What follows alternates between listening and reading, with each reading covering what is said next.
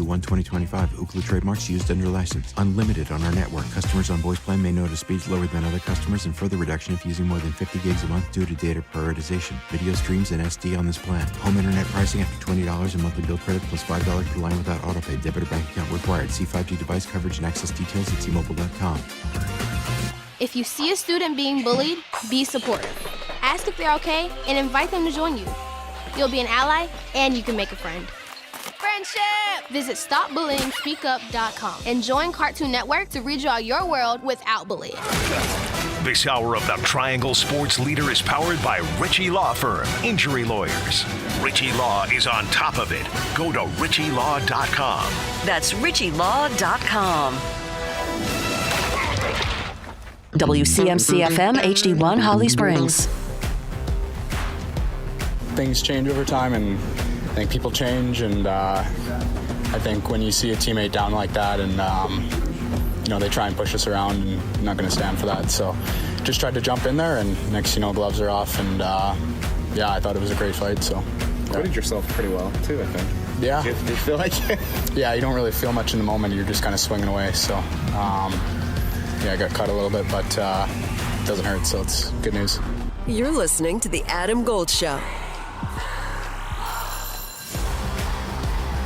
Hi, everyone. It's The Adam Gold Show. We're on YouTube. What were they just doing? We had gremlins.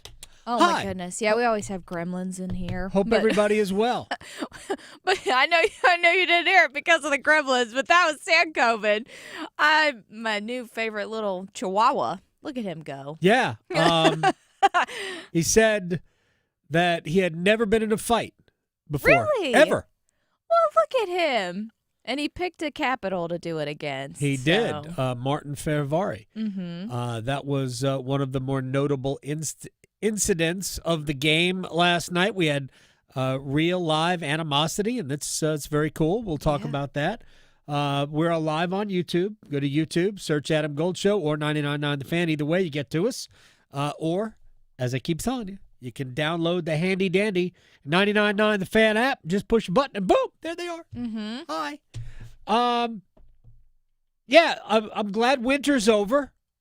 We're back to fall. That's good. Yes. So it wasn't as painful getting up this morning at 5 whatever. Ooh. So, yeah. Still a little concerned about putting the plants back out. I think we have another day that could be deadly for them. Do we? Coming up? Really soon? I think so. I have to check the weather. I saw a couple nights where I'm like, ooh. Well, I mean. Okay. I know we're getting there, but. Yesterday morning it was 25 when I got up. That was very much 25. My car reminded me that it was it was below freezing because my tires were like, hey, you want to put some air down here? Oh, wow. Okay. Yeah, that happens. Every time. Absolutely Every happens. time. All right, we have there's a lot to do. Scott Fowler of the Charlotte Observer is going to join us at the bottom of the hour. We're going to talk about the Panthers. It is a Chip Patterson Wednesday, and we will talk about what happened last night. Before we start, what we didn't do yesterday? We didn't have time. We had a lot of things going on yesterday. What's that? We didn't do top 5, bottom 5. Oh, that's right. And because of this massive Eastern 3A semifinal boys soccer match tomorrow night. Right. I will not be here. Right. We're tailgating all day. Oh, wow. Look at you, NC Staters. They know how to tailgate. Exactly. So, but because we won't be here tomorrow, we'll do the HOBAG pick. Okay, nice. Yeah. Well, we still have time because there's no football at least until tomorrow. Tomorrow, yeah. Well, but I'm not going to be here tomorrow. Right. So, and who knows? We might even take tomorrow's game.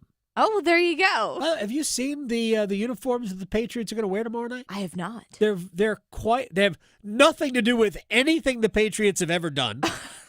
Okay. Except it does have the current helmet logo, but it's a white helmet. Oh. Oh yeah, the Patriots are going to wear some kind of funky looking uniform that I kind of dig. Okay, I've got to Google this as we're unless I was duped by some online hoax, but that never happens. No. We should start. Let's go. Let's get it started. Let's get it started. All right.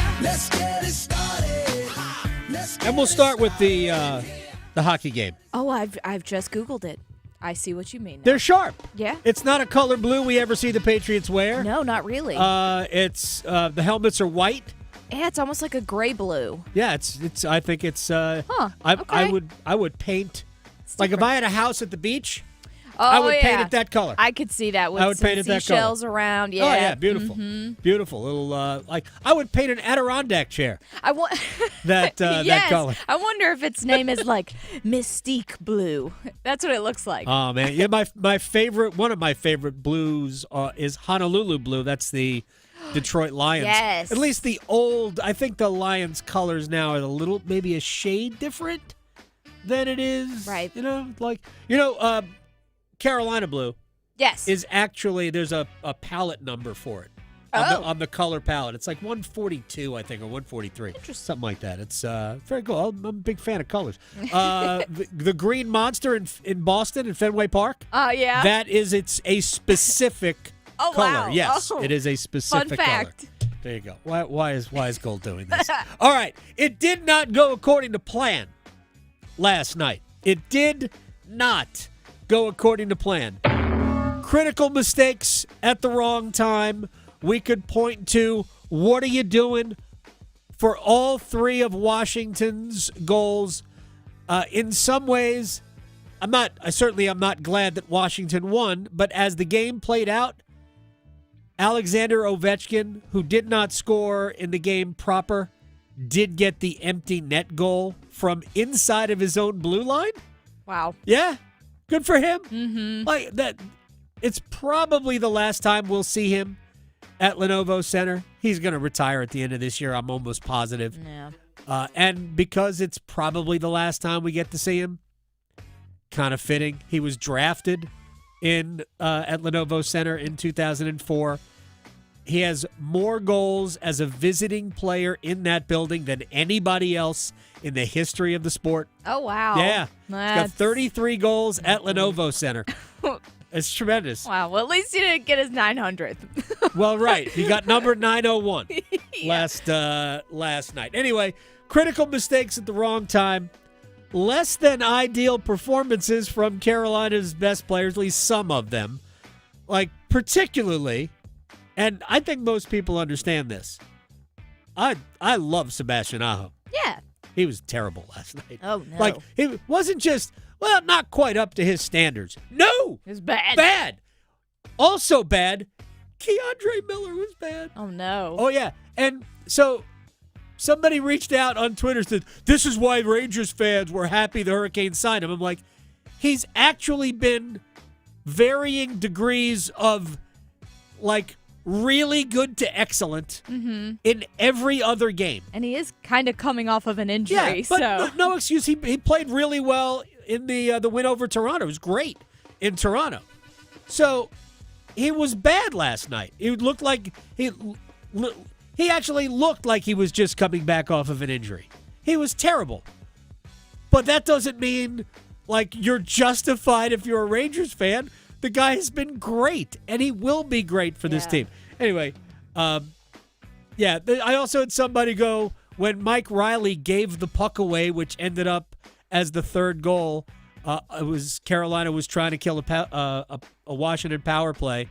Sebastian Aho with the rare face-off win in the defensive end, and the puck comes right back to Riley, and Riley, like, tries to clear the zone. He's not pressured, and he completely chunked the attempt. It's like if you're a golfer and you hit the ground behind a chip.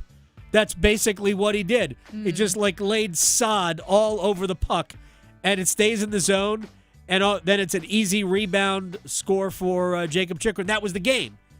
And somebody said, why is Riley out there? Why don't they have Nikishin out there? I'm like, literally, Nikishin leads the team in time on ice and shorthanded time on ice among the defense. Like, I understand we're all mad that happened, but don't be mad and then compound that by being idiotic. Don't be stupid wrong. I mean, he had just come off the ice. Nikishin was good last night. Joel Nystrom was good last night. But the best players some of them anyway, weren't. Seth Jarvis didn't have a great night either. And we love these guys. I know. We're not indicting them. We're just saying they were bad. Everybody's going to be bad at some point. They were bad. Anyway, moving on. Carolina did have some chances to score. Right after Washington made it 1-0, Nick Ehlers on a power play, set Seth Jarvis up, and he couldn't bury it. He was right in front. Has to be a goal. Wasn't a goal. And the power play that did create opportunities early was bad late.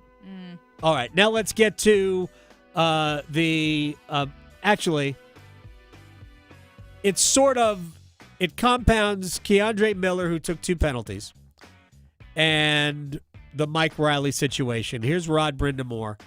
After Aho wins a faceoff, 2-1 hockey game, third period, Rod Brindamore talked about not being able to get the puck out. Yeah, it takes your momentum out, and then, we didn't execute. Win the draw clean, and we don't execute what we were supposed to do there, and it doesn't get out, and then it's, on you. So, again, they made some good plays on the power play, but we got to execute when we have full possession. That's got to get down, and that was a bunch of those tonight where we just didn't get the clears, and you can't give that kind of any team second and third looks.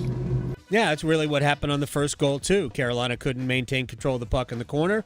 And then Miller and Stahl and Jarvis just kind of lost coverage in front. And Miller didn't stay with his guy, who ended up scoring the goal. It's just not good all around. And Rod talking about the mistakes.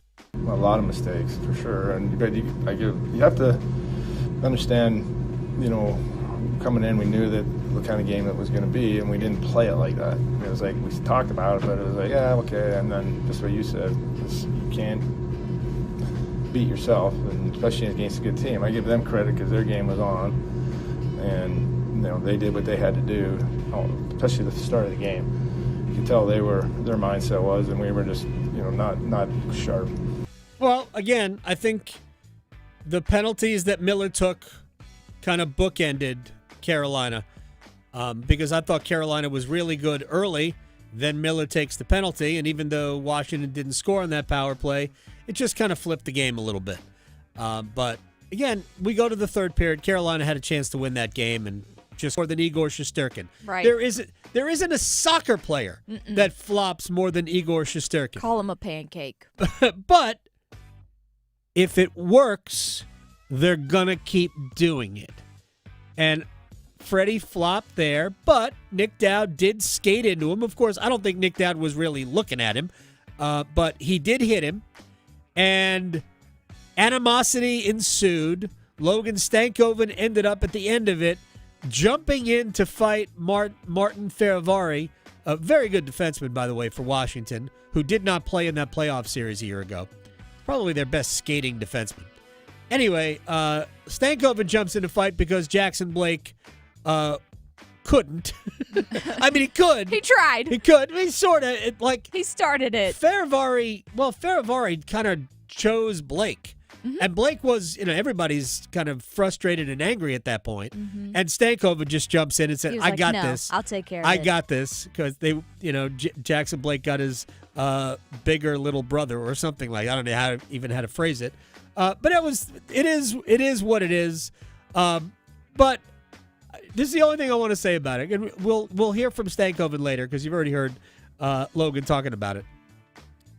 Freddie flopping, trying to draw a penalty, which he ultimately did draw, but it wasn't called until after Freddie was also given a roughing penalty. Freddie doing that probably got him tabbed by the concussion spotter upstairs late when Jordan Stahl, he didn't realize that it was Jordan Stahl that knocked him over in the third period. And so Anderson went down and was, broken on the ice. Boo-boo. And then I guess he didn't realize that it was his own teammate that did that. So you're not going to draw a penalty. And Then the spotter went, oh, maybe Freddie's hurt. So they had to go get Anderson. He was going to stay in. Don't flop, kids. Don't be a flopper. Don't be a flipper or a flopper. Yes. All right. Let's get to the college football playoff selection committee. Yeah. I know you're excited. Oh, I didn't watch the show. I read about it. I would never watch that show. No. It's a waste of everybody's time. All right. So here's what the playoff committee said. They said that the best of the Big Ten, with Ohio State and Indiana, is more worthy than the best of the SEC. All of the metrics, statistical data points to Texas A&M being the best team. I am not in any way, A, caring, or B, suggesting that the committee is wrong. But when the committee, in the face of the metrics, says, and we're talking about 3 undefeated teams, says Ohio State and Indiana both better than Texas A&M, that's what the committee is saying. The committee also said that a loss to an SEC school, follow me on this, is better than a win over an ACC school. That's what they told us. I will explain in a little bit. But they definitively told us that an SEC loss is better than an ACC win. Okay. All right. And for that matter, they also gave more value to a win in the Big 12 than they did in the ACC. There is a lot, and here is committee chairman Mack Rhodes on what they are doing with Miami. Was all the way up to 15th. That's right, Miami is 15th. I told you they'd rise. I think from 18 or 19 to 15. Committee chairman is Baylor's athletic director, Mack Rhodes, and the ACC. You know, the conversation with Miami has been, about their consistency especially on offense. They've been really, really good, on defense. Obviously, the head-to-head with Notre Dame comes up, and, so a lot of conversation about Notre Dame, 7 straight, better defensively than what they were at the beginning of the year. So all of those things played into it. We've got great respect for Miami. When you think about the eye test, they're really talented, both sides of the ball. Just need to be a little bit more consistent on the offense. They do. They absolutely, and maybe, I don't know. They clearly, they play in the ACC. That's what he just should have said. They play in the Atlantic Coast Conference, so we're not counting wins. We're not counting ACC wins. But again, this is what the ACC has done to itself. I mean, it's hard to have a ton of sympathy, but I've said this before. If Miami finishes 10-2, whether they're in the ACC championship game or not, and they might be at 10-2, I still think Miami is going to get into the playoff. I do. I think the overall, not to mention that they have at least one significant game coming up, and they play Pitt. So I do think that they will be in the ACC, in the college football playoff, if they finish 10-2. Now, that's a pretty big if you've watched Miami. It just is. Now, body of work. Mack Rhodes, lay it on me. We look at certainly body of work, and so, you use Alabama, week 1, their loss to Florida State, but then, you look at their stretch, winning 4 in a row, against top 20 teams, 2 of those, on the road. And so, again, we look at body of work, our team's getting better as well, throughout the season. Notre Dame is a team that comes to mind that, has won 7 straight, had the 2 tough losses, initially by a total of 4 points. Defensively, probably struggled early on, and now much better defensively. And so that's the way the committee, the way we look at the season, the body of work for a team. Body of work, depending on who you are, is more important than metrics. Body of work if you play in the ACC, does it matter? It's, you know what, you're just not consistent enough. We'd like to see a little bit more consistency. Yep, so would I, out of the committee. Here's Heather Dinich from ESPN on the ACC's plight. What we saw tonight was one group of 5 team, gentlemen. South Florida, right? Mm-hmm. If JMU had appeared tonight, I would say, okay, the possibility is a little bit more. But I promise you, in that selection committee meeting room, JMU ranked 115th in strength of schedule with one loss to Louisville that they dropped. Impacts that conversation. And last year you had a Boise State team that was taking up one of those top 12 spots, a really good G5 team. We're not seeing that this year. We're seeing a South Florida just appear in the ranking. And so when you see Miami there, pump the brakes on Miami too. They have a 6% chance of reaching the ACC championship game. Right. What are their percentages of finishing 10-2? South Florida's a ranked they're in the college football playoff ranking, as is Notre Dame. Those are Miami's 2 wins. Miami's 2 losses are Louisville and SMU. Louisville's second conference loss probably kicks them out of the ACC championship game, but, I mean, they could finish 6-2 in the league, and SMU could be in the conference championship game, and now we're talking about, again, 2 9 or 10-win teams, which Miami lost those types of games last year, and they still didn't make it, but I still think Miami will get in. Again, do not get worked up about something that will change by the end of the season. We have 4 more weekends of games. Guess who's going to start for the New York Football Giants in Green Bay? Oh, boy. Jameis Winston. Oh, yes, here we go. I am here for the Jameis Winston experience. Carousel. Oh, it's tremendous. Just don't throw 2 pick sixes. Yes. Remember? You better start praying he's now. He's praying for that. Mm-hmm. I prayed not to throw a pick six, not 2 pick sixes.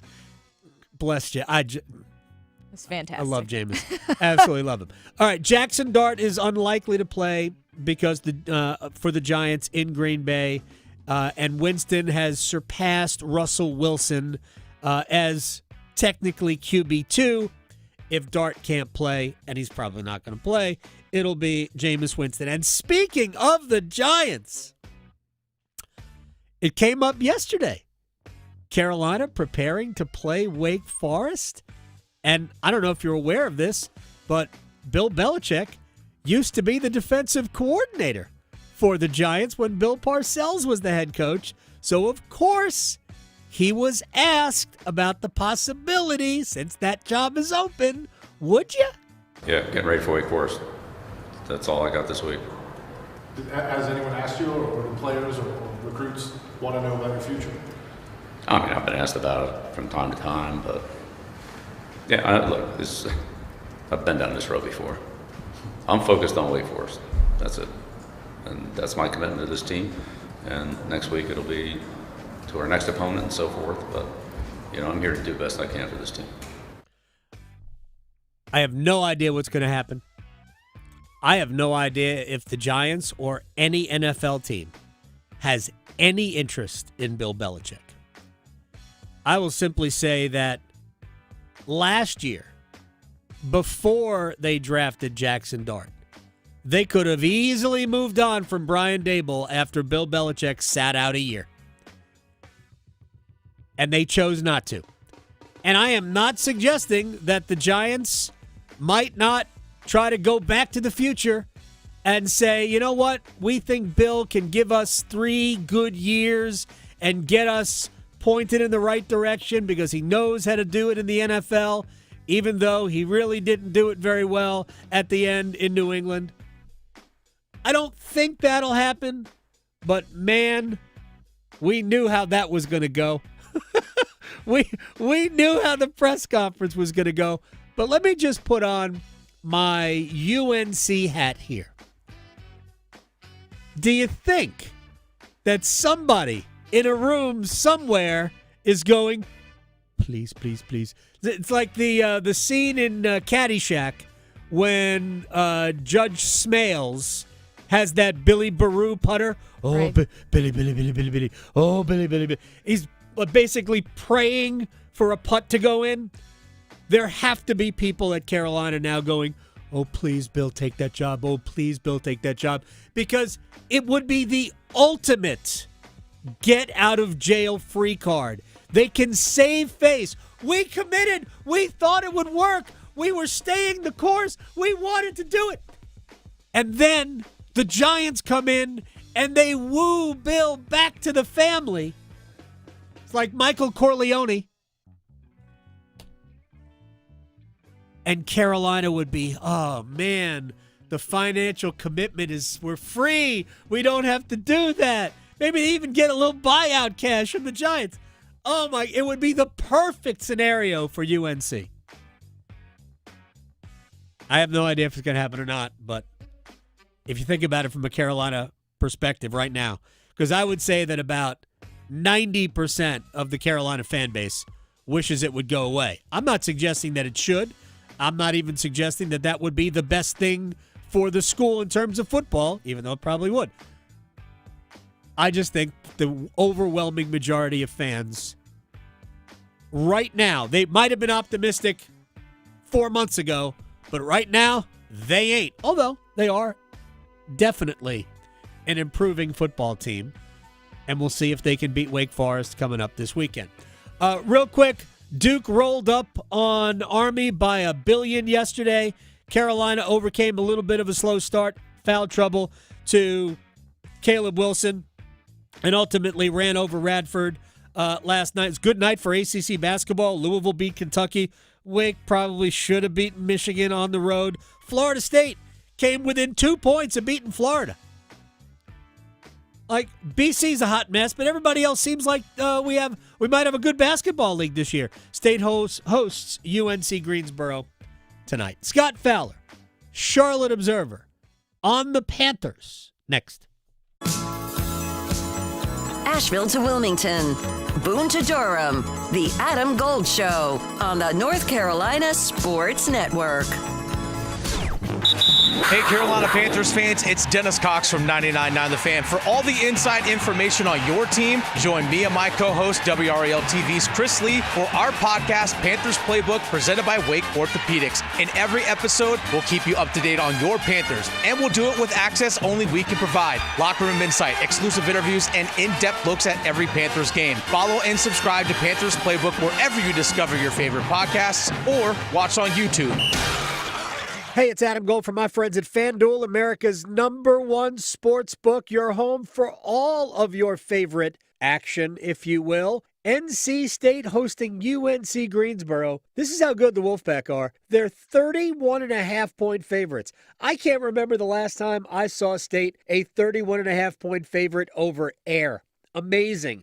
That's how good I think they're going to be. Very good. Anyway, right now, new customers at FanDuel can get $150 in bonus bets if your first $5 bet wins. So have a little fun and cash in on their money. FanDuel.com/AdamGold. FanDuel.com/AdamGold for FanDuel. 21 and over and present in North Carolina. First online real money wager only. $5 first deposit required. Bonuses issued as non-withdrawable bonus bets, which expire 7 days after receipt. Restrictions apply. See terms at sportsbook.fanduel.com. Gambling problem? Call 877-718-5543 or visit morethanagame.nc.gov. Holiday scratch-offs, what a gift it lets them dream just for a bit. Ski trip, cruise ship, sports car, pristine yard, courtside seats, fancy meats, holiday scratch-offs can't be beat. Give the gift of what if from the North Carolina Education Lottery. Must be 18 to play. Approximate overall odds of winning range from 1 in 3.19 to 9.95. Problem gambling helpline 877-718-5543. Hey, it's Paul Ihander from 99.9 The Fan. You know, I love Thanksgiving, and there's no better place to take care of that meal than with my friends at the Butcher's Market. My favorite location knows me as soon as I walk in. I head on in there, check out that fresh meat case, then roll to the refrigerator case for some homemade pasta salad and mashed potatoes. Family dinner, Thanksgiving dinner done in one stop. The Butcher's Market, with 5 convenient Triangle locations. Trust them to make your Thanksgiving meal a winner. Do me a favor, check them out at thebutchersmarkets.com. What if you could pull up to $500,000 in cash out of your home and drop your mortgage rate down to 4.99% APR?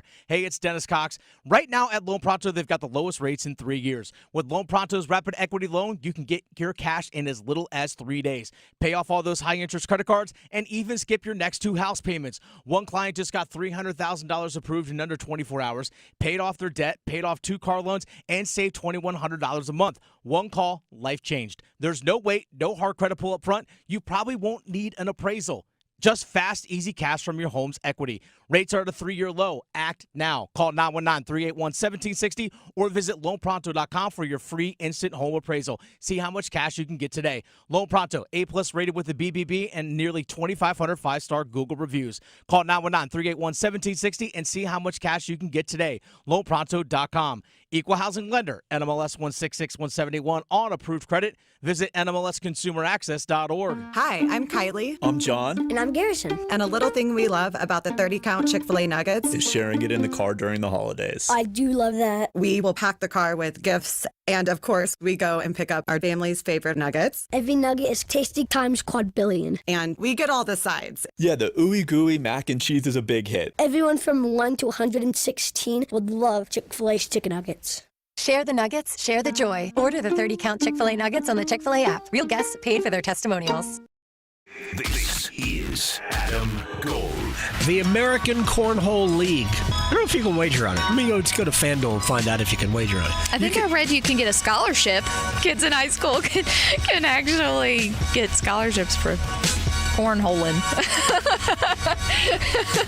Who knows? I don't know what the technical term I'm just not going to say anything. The Adam Gold Show.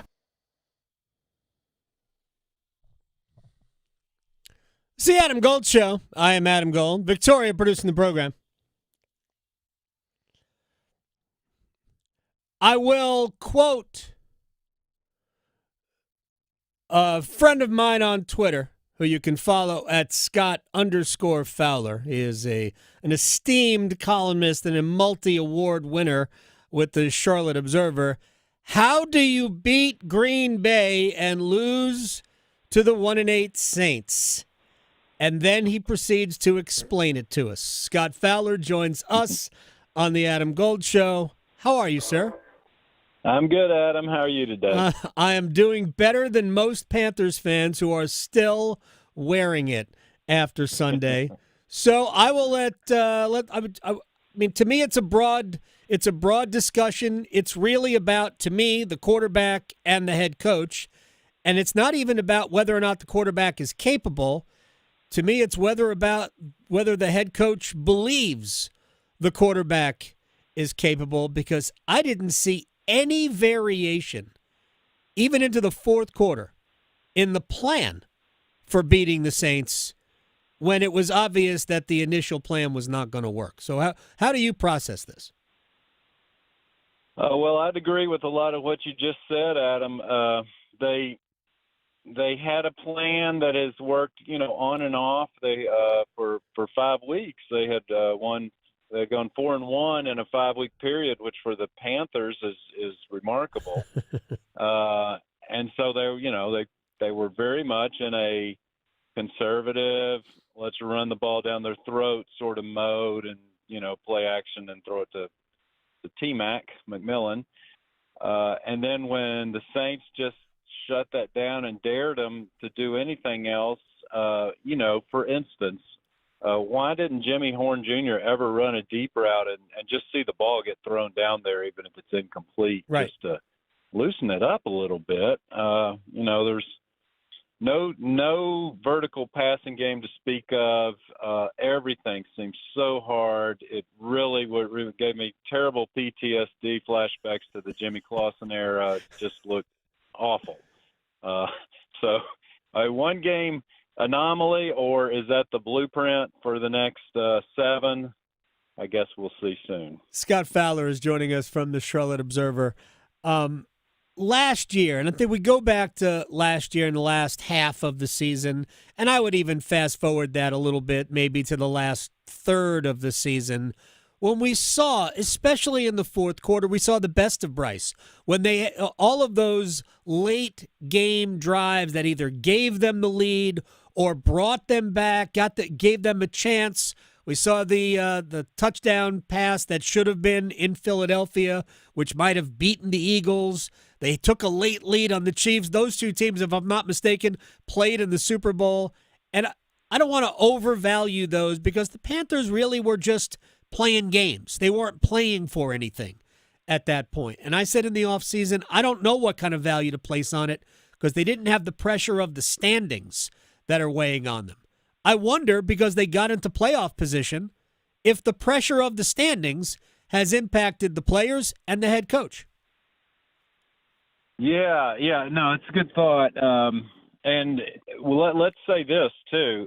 That didn't change a ton in their playoff standings. They went into, despite how bad of a loss that was, they went into that 9th in the NFC and came out of it 9th in the NFC. Now, they could have moved up, of course, because Tampa lost and some other teams lost, but they're still around. I mean, but they're going to have to do it in a much tougher way, and I think their playoff chances are probably around 10%. By this time, most of the past 5 or 7 years, it's been about 1%, so that's better. But I do agree that they've got to step it up. They're no longer just playing games. I mean, for instance, they play Atlanta this weekend. They beat them 30-0 here. But Atlanta is one of those weird teams that, can look like $1 million for a couple of quarters and easily could lose that one. In fact, they're underdogs. But if you're going to do anything, you got to beat Atlanta, all right? Right. Pardon the train that's flying Quite all right. by me here. I love Americana. That one may be headed your way. I don't know. That may be an Amtrak or something. But anyway, yeah, they're in a spot again where this is another inflection point in the season this weekend. Scott Fowler is joining us here. You put a quote from Ike Ekwonu on Twitter, and I found this fascinating. We know Ekwonu here is, super smart, introspective guy. And he said, "We just weren't locked into the small details." As you know, a couple of guys spoke about it. Coach spoke about it throughout the week, and you can't get days back. I found that fascinating, and I know you thought enough of it to include a longer quote than you normally would. What resonated about that to you?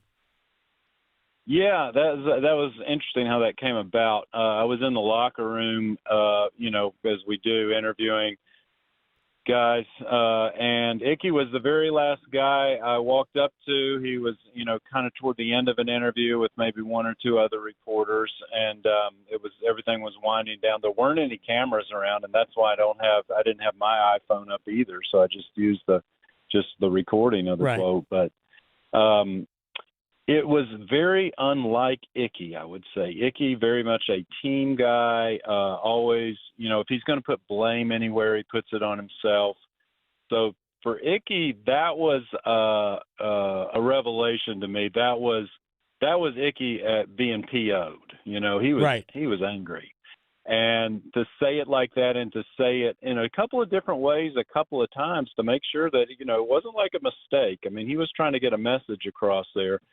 And he certainly did. I mean, that tweet got viewed like 500,000 times, and I know there's been other people have used parts of what he said too. I wasn't the only one there, but it made me think, oh man, I think they're going to have some really good practices this week starting today, because I think they are getting called out left and right. And I don't know if it'll change much, but I do think they're going to practice better this week, and you better believe they're going to throw the ball 4 or 5 times, 20 to 30 to 40 yards downfield this week. Now, will that all work? I don't know, but I think they're ping-ponging back and forth a little bit, as they have all season, Adam. Right. I mean, this is such a weird team. I mean, they'll beat somebody 30-0, lose 40-9. Very unusual team to cover. Scott Fowler is joining us here. You can follow him on Twitter at Scott_Fowler. Also, CharlotteObserver.com for all the stuff that he writes, although he tweets it all out. I am curious your thoughts. I guess I'm going to ask you as a columnist an opinion. Do you think Bryce is the right guy? Or maybe the combination of Canales and Bryce isn't right? Or maybe is it Canales? Yeah, that's the $1,000,000 question here for sure. And I've gone back and forth on that. I have written after some, really poor games, for instance, 2 games into last year, that I just didn't think it was ever going to happen for Bryce. And, that was near the time of his benching. And then at the end of last year, I thought, my gosh, he's got it. He did that crazy pass where he threw it to Tommy Trimble and turned around and celebrated before the pass was ever caught, and was like a, almost a Jordan-esque Steph sort Curry of thing, knowing it was going to be, was going to be good when it left your hands. And now, stuck in the middle. I mean, as bad as last week was, we have to remember he's also had 3 game-winning drives this season. I mean, he's had that fourth quarter good Bryce thing going. The Dallas game was one. Green Bay at the end, it was 13-all. They had to get out of a difficult situation and get down there and get a field goal. So, again, I do think, though, Canales has got to step up his game. I got to lay part of, a fairly large part of what happened last week on Dave. And I think that he knows that. I mean, he's a second-year head coach, and now they're, it's kind of nice. Hey, you beat the Packers, you get to go on some national shows and stuff, and Keegan-Michael Key suddenly is in your, on your TV screen in the meeting room. I mean, 2 pumps. I mean, it all went national a little bit. And now they're back, they back with a thud to where they were used to be, and so it's time to climb out again. So I think this week really does matter a lot, because after this it gets tough, man. They're playing Seattle and the Rams and Tampa Bay twice. I mean, good gracious, there's a lot of potential losses in that schedule. And that's why when we talk about playoff probability, and it is much higher now than it was this time last year or the year before. So I get it. That's progress. But if for them to make the playoffs, realistically speaking, with those 3 NFC West games plus the 2 with Tampa, and the last one, Tampa might have the division wrapped up by then, so maybe that'll be a winnable game. I mean, Panthers might even be favored in that game if Tampa's already locked into a seed and the division. But even so, this game against the Saints, that had to be a win. That was a gift. That was a gift based on the Green Bay game, and I'm curious what you think about this. The way they beat Miami ultimately was Rico Dowdle.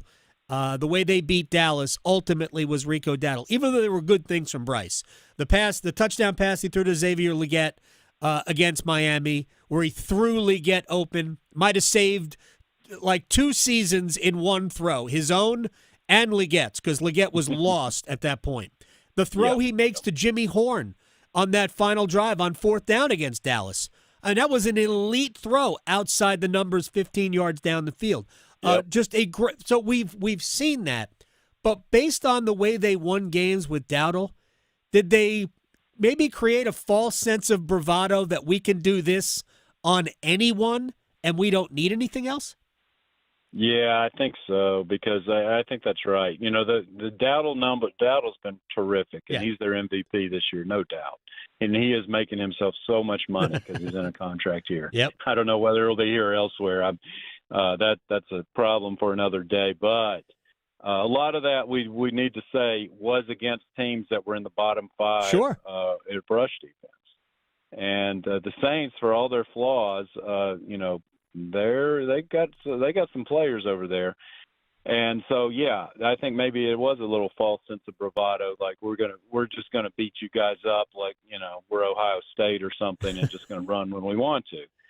And that's not, they can't do that. In fact, in this next game, I bet you'll watch the first series where they script, the first 15 plays or so, and I bet you Bryce is play actioning on a bunch of those early, and they're trying to loosen it up, as opposed to their normal, let's run Dowdle the first 2 plays of the game and see how it's going and stuff. I think they got to shake it up.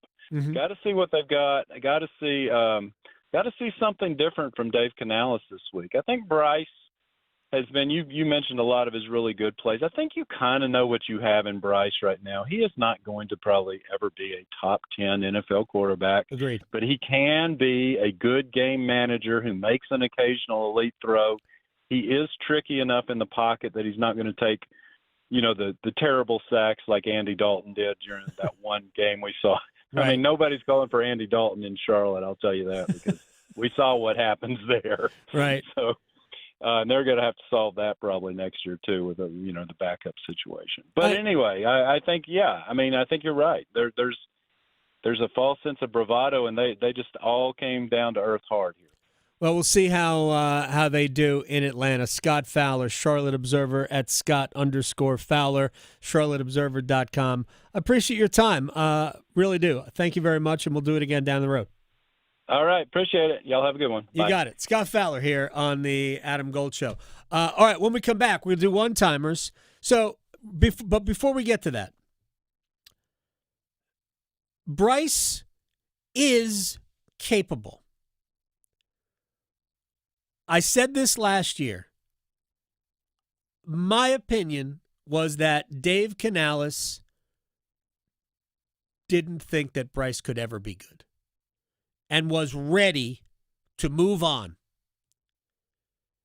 Had Andy Dalton not gotten hurt, I don't think we would have seen Bryce play again. And there would probably be a different starting quarterback this year. But Bryce ultimately played better to the point where, maybe he is good. And then we essentially started all over for whatever reason. Maybe Bryce isn't. But I think a lot of it is the belief from his head coach, who has been apparently fooled. Or not. I don't know. One-timers when we come back here on The Adam Gold Show.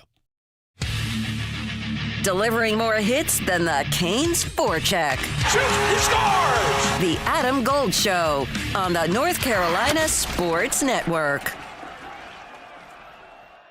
Hey, it's Adam Gold from my friends at FanDuel, America's #1 sports book. And you know what's really fun? Same-game parlays. Especially if you hit them, they pay out. Points, rebounds, threes, assists, whatever you want to do. Man, the NBA is a box score league. And get in on the action. And right now, new customers can get $150 in bonus bets if your first $5 bet wins. So pick something easy and win. And then win again, and then win again with FanDuel's money. It's always better to bet with somebody else's money. FanDuel.com/AGS, FanDuel.com/AGS, official sports betting partner of the NBA. 21 and over and present in North Carolina. First online real money wager only. $5 first deposit required. Bonuses issued as non-withdrawable bonus bets, which expire 7 days after receipt. Restrictions apply. See terms at sportsbook.fanduel.com. Gambling problem? Call 877-718-5543 or visit morethanagame.nc.gov. North Carolina ranks second in the nation in potential agricultural land lost by the year 2040. The NC Forever Farms program supports the preservation of family farms through permanent agricultural conservation easements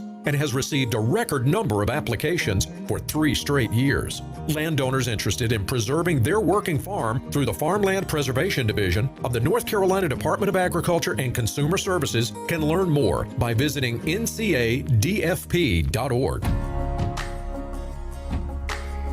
As a school nurse, I feel like we're really that contact for the schools between the Department of Public Health and what goes on in the school system. The face of the Department of Public Health in our school is our nurse, Nurse Emma. All the communication that she was receiving and direction she was receiving, she made sure to communicate with us and be a wonderful partner with us. These kids need their routines. NC Public Health. Everywhere, every day. Everyone. You don't need a 4-year degree to have a rewarding career that makes a difference in people's lives every day. As a public power line worker, you'll build and maintain a locally owned and operated electric system to keep the lights on in your community. 4 months in a community college program provides the training you need to begin your career as an apprentice line worker in public power. And being a local government employee in North Carolina comes with excellent benefits. To learn more about line worker and other public power careers, visit electricities.com.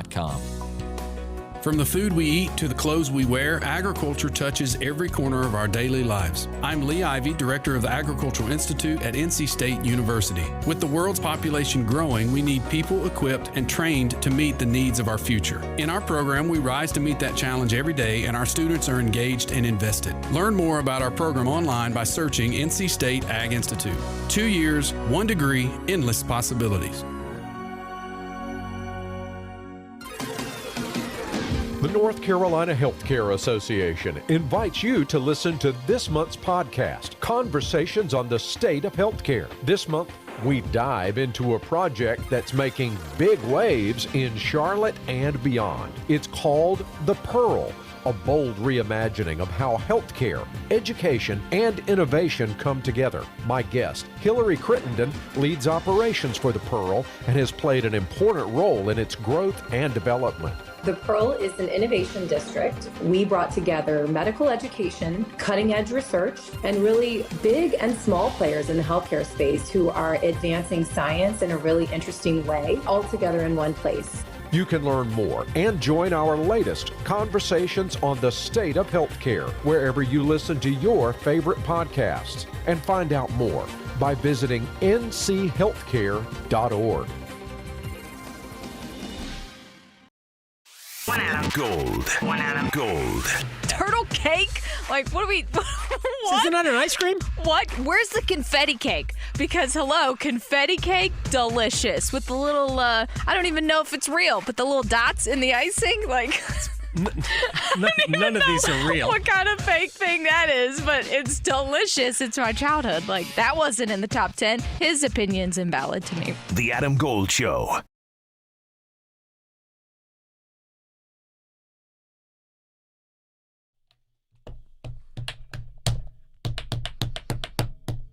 It's the Adam Gold Show. I'm Adam Gold. Victoria producing the program. Appreciate Scott Fowler's time. It gets very, very heated out here on the Twitters about who to blame. Oh. Everybody likes to blame Bryce, and Bryce deserves plenty of blame. Yes. We also see, we always forget that Bryce has thrown a ton of great passes. I agree with you. He isn't right now anything close to being good enough. It all depends on whether or not you think that there is something good in there. I do. I don't think Dave Canales is doing a good job at all, but I could also be wrong. But we'll ultimately, and I really should have asked Scott this, I think Dave Canales will be the head coach next year. I would bet anything on it. Yeah. Unless they were to lose out during the season, I think he'll be the head coach next year because Dave Tepper is acutely aware of how he's perceived. Right. The pendulum is swinging the other direction now. So he was on crazy land over here. Now he's trying to pretend that he's, calm, cool, collected. If it were Jerry Jones, we would know that not only would Canales get next year, he would get like 4 more years. Yeah. Because Jerry is incapable of admitting he's wrong. Yes. All right, let's get to one-timers. Okay, so first up, from William, are you concerned with Keandre Miller's turnovers so far this year? He was bad last night. No, I'm not. I'm not concerned. There is nothing about Keandre Miller that concerns me. 0. I mean, I know he got credited for 3 hits last night, but I thought I didn't think he was physical enough. But yeah, there's nothing about Keandre Miller that concerns me. 0. All right. Next up, we've got another Canes question, and this is just from user and some kind of code. So, okay, I like that. Adam, what famous player from the past or present does Nikishin remind you of, if there is one? Ooh. In terms of a Hurricanes player. Well, I don't know if it doesn't say specifically Hurricanes player, so maybe any NHL player. I mean, I'd like to think that he'll have an impact in some ways like Chris Pronger, big physical player. with a little. Where I think he can develop a little bit of a mean streak. I don't think we've seen much mean in him. I think when the game slows down, I think we'll start to see that a little bit. All right, next up, continuing with our Canes questions. This one from Boris. Will the Canes keep 3 goalies on the active roster? If they waive Busey, he won't spend a day with the Wolves. Then what happens when / not if Freddie or PK get injured again? The answer is yes, they will keep 3 goalies on the active roster. That's what they're going to do. The only thing that they could do to avoid that would be to give Bussey a contract that would not get him claimed off waivers, because as soon as they put him back on waivers, Florida just takes him and sends him right to the minor leagues, which is what the Hurricanes did with Caden Primo. Mm-hmm. Now, maybe because they have Caden Primo, they might not think Brandon Bussey is necessary, but I think Bussey's probably better than Primo, so I think they want to keep Bussey. So I think he stays with the big club. That's what I believe will happen. A lot of these things, by the way, we've talked about in the Canes Corner podcast, available wherever you get your podcast. We do it live after every Hurricanes game. Go to YouTube and search Canes Corner podcast. You can do that and listen to that wherever you get your podcast. Because your fantasy football team needs all the help it can get, the Adam Gold Show on the North Carolina Sports Network.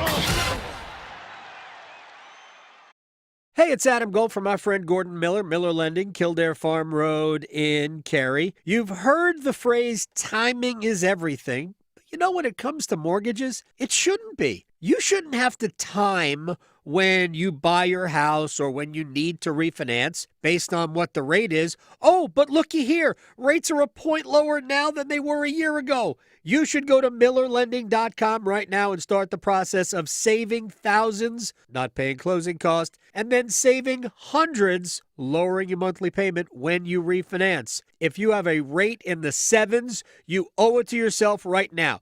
Go to MillerLending.com. Miller Lending, the home of the original no closing cost mortgage. I'm an 11-time customer. 11 times have saved thousands. Miller Lending on Kildare Farm Road in Cary since 1996. They are an equal housing lender. NMLS ID 250-2146. Listen every afternoon for The Drive with Tim Donnelly. By this point in the season, the Panthers have proven Plan A works. It's D&D, it's Dowdle, and defense. The next question is, do they have a Plan B? On a day when Rico Dowdle isn't picking up 6 yards a carry, can they still win? And that question falls on the footsteps of Bryce Young. He may have to throw them into a game. Can he? The Drive with Tim Donnelly, 3 to 6 on 99.9 The Fan. Catch every single moment. The Dugout Tavern and Grill is an official member of the Canes Bar Network. With the NHL package, we broadcast all available games on the 16-foot high-definition video wall. Soak in the energy on our indoor-outdoor patio and bar, where you can see and hear the games. Plus, enjoy drink specials and a terrific menu. It's like you're on the ice, but better. The Dugout Tavern and Grill, Kelly Road in Apex, and thedugouttavern.com. Kohl's has 20% off gifts that are so good, your family might think you read their minds. Check off your list now with cozy, thoughtful, and stylish gifts that will make them say, oh, how did you know? Yep, with these presents from Kohl's, you're gonna leave them feeling impressed and convinced that you're a psychic. Shop Kohl's for an extra 20% off gifts that are the perfect fit. Select styles. Offer ends November 22nd. Some exclusions apply. See store or Kohls.com for details. It's the final days of Chevrolet truck season at Wilkinson Chevrolet Cadillac GMC in Sanford. Get behind the wheel of America's favorite truck with up to $11,500 off all remaining new 2025 Chevrolet Silverado 1500s. Includes Wilkinson discount, customer cash, bonus cash, Costco member incentive, and trade assistance. See dealer for complete details. Stop by Wilkinson Chevrolet Cadillac GMC in Sanford today or shop online anytime at wilkinsoncars.com. Together, let's drive. We don't want you on our team. You're not the right fit for this job. You're too slow and fast. Don't you care how you look?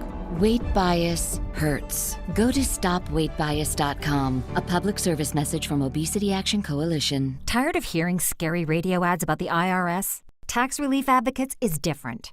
TRA is here to tell you that if you owe money to the IRS, whether it's $5,000 or $500,000, we have a solution. TRA can eliminate or reduce what you owe to the IRS with zero risk to you. We have over 1,000 5-star reviews on Google and an A+ with a BBB. End your tax nightmare today by visiting TRA.com or call 800-583-6681. That's 800-583-6681. I'm attorney Brian Ritchie. Getting hurt in a car wreck comes with all kinds of stress and frustration. But when you call me, I'll be on top of all of it. So all you need to worry about is getting better. If you've been injured in a car wreck, I'm on top of it. Contact us at ritchielaw.com. Broadcasting live from the Lenovo Studios. WCMC HD1 Holly Springs.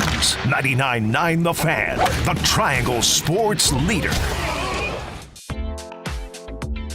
This is the Adam Gold Show on the North Carolina Sports Network. I told Jack in the car, like, you know what the word of the year is? He goes, what? I said it's 6'7". He just laughed. I know. It just means nothing. And that's fantastic that it's now the word of the year. What a country. Can we bring back cool story, bro? That way, like, us millennials can be like, yeah, cool story, bro. I would love that.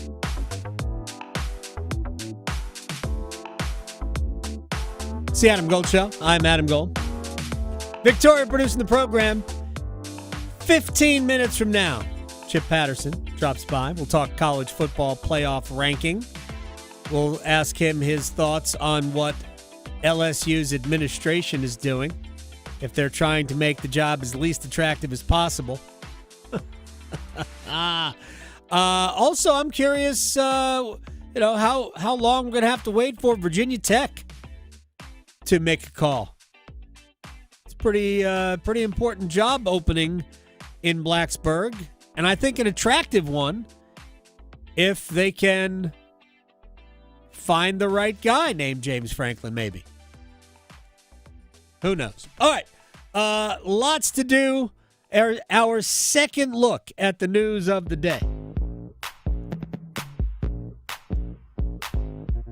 And we will start with the playoff committee. And again, I didn't watch the show, but I looked at the rankings, and then I dug into what the resumes are, not in a strong, analytical way, but who did you beat and who did you lose to? Because, frankly, if you're undefeated, probably in pretty good shape. But here's what I think the playoff committee said. They said that the Big Ten is at the top, is more worthy than the SEC at the top. And they also said that a loss to an SEC school is better than a win over an ACC school. I believe they said that. Without saying it, they said it. And they also gave more value to the Big 12 than they did the ACC, which, again, might be right. Not even going to argue, but that's what I believe. That's what they have said so far. Here is the College Football Playoff Committee Chairman, Mack Rhoades, and there's a conversation to be had about whether Mack Rhoades should still be the committee chairman, considering that he is under investigation for his behavior on the sidelines of a Baylor game. It ain't pretty. Anyway, here's what Rhoades had to say about what the committee is doing with the ACC. The conversation with Miami has been, about their consistency especially on offense. They've been really, really good, on defense. Obviously, the head-to-head with Notre Dame comes up, and, so a lot of conversation about Notre Dame, 7 straight, better defensively than what they were at the beginning of the year. So all of those things played into it. We've got great respect for Miami. When you think about the eye test, they're really talented, both sides of the ball. Just need to be a little bit more consistent on the offense. Yeah, they do need to be more consistent on offense. But they have the same record as Notre Dame, and I'm not even sitting here going to complain that Notre Dame is ahead of them. but they're significantly ahead of Miami. And that doesn't really make sense. It also doesn't make sense that some of these other 2-loss teams are significantly, or just ahead of Miami. Doesn't make sense that Vanderbilt's ahead of Miami. Or that, honestly, that Texas is ahead of Miami.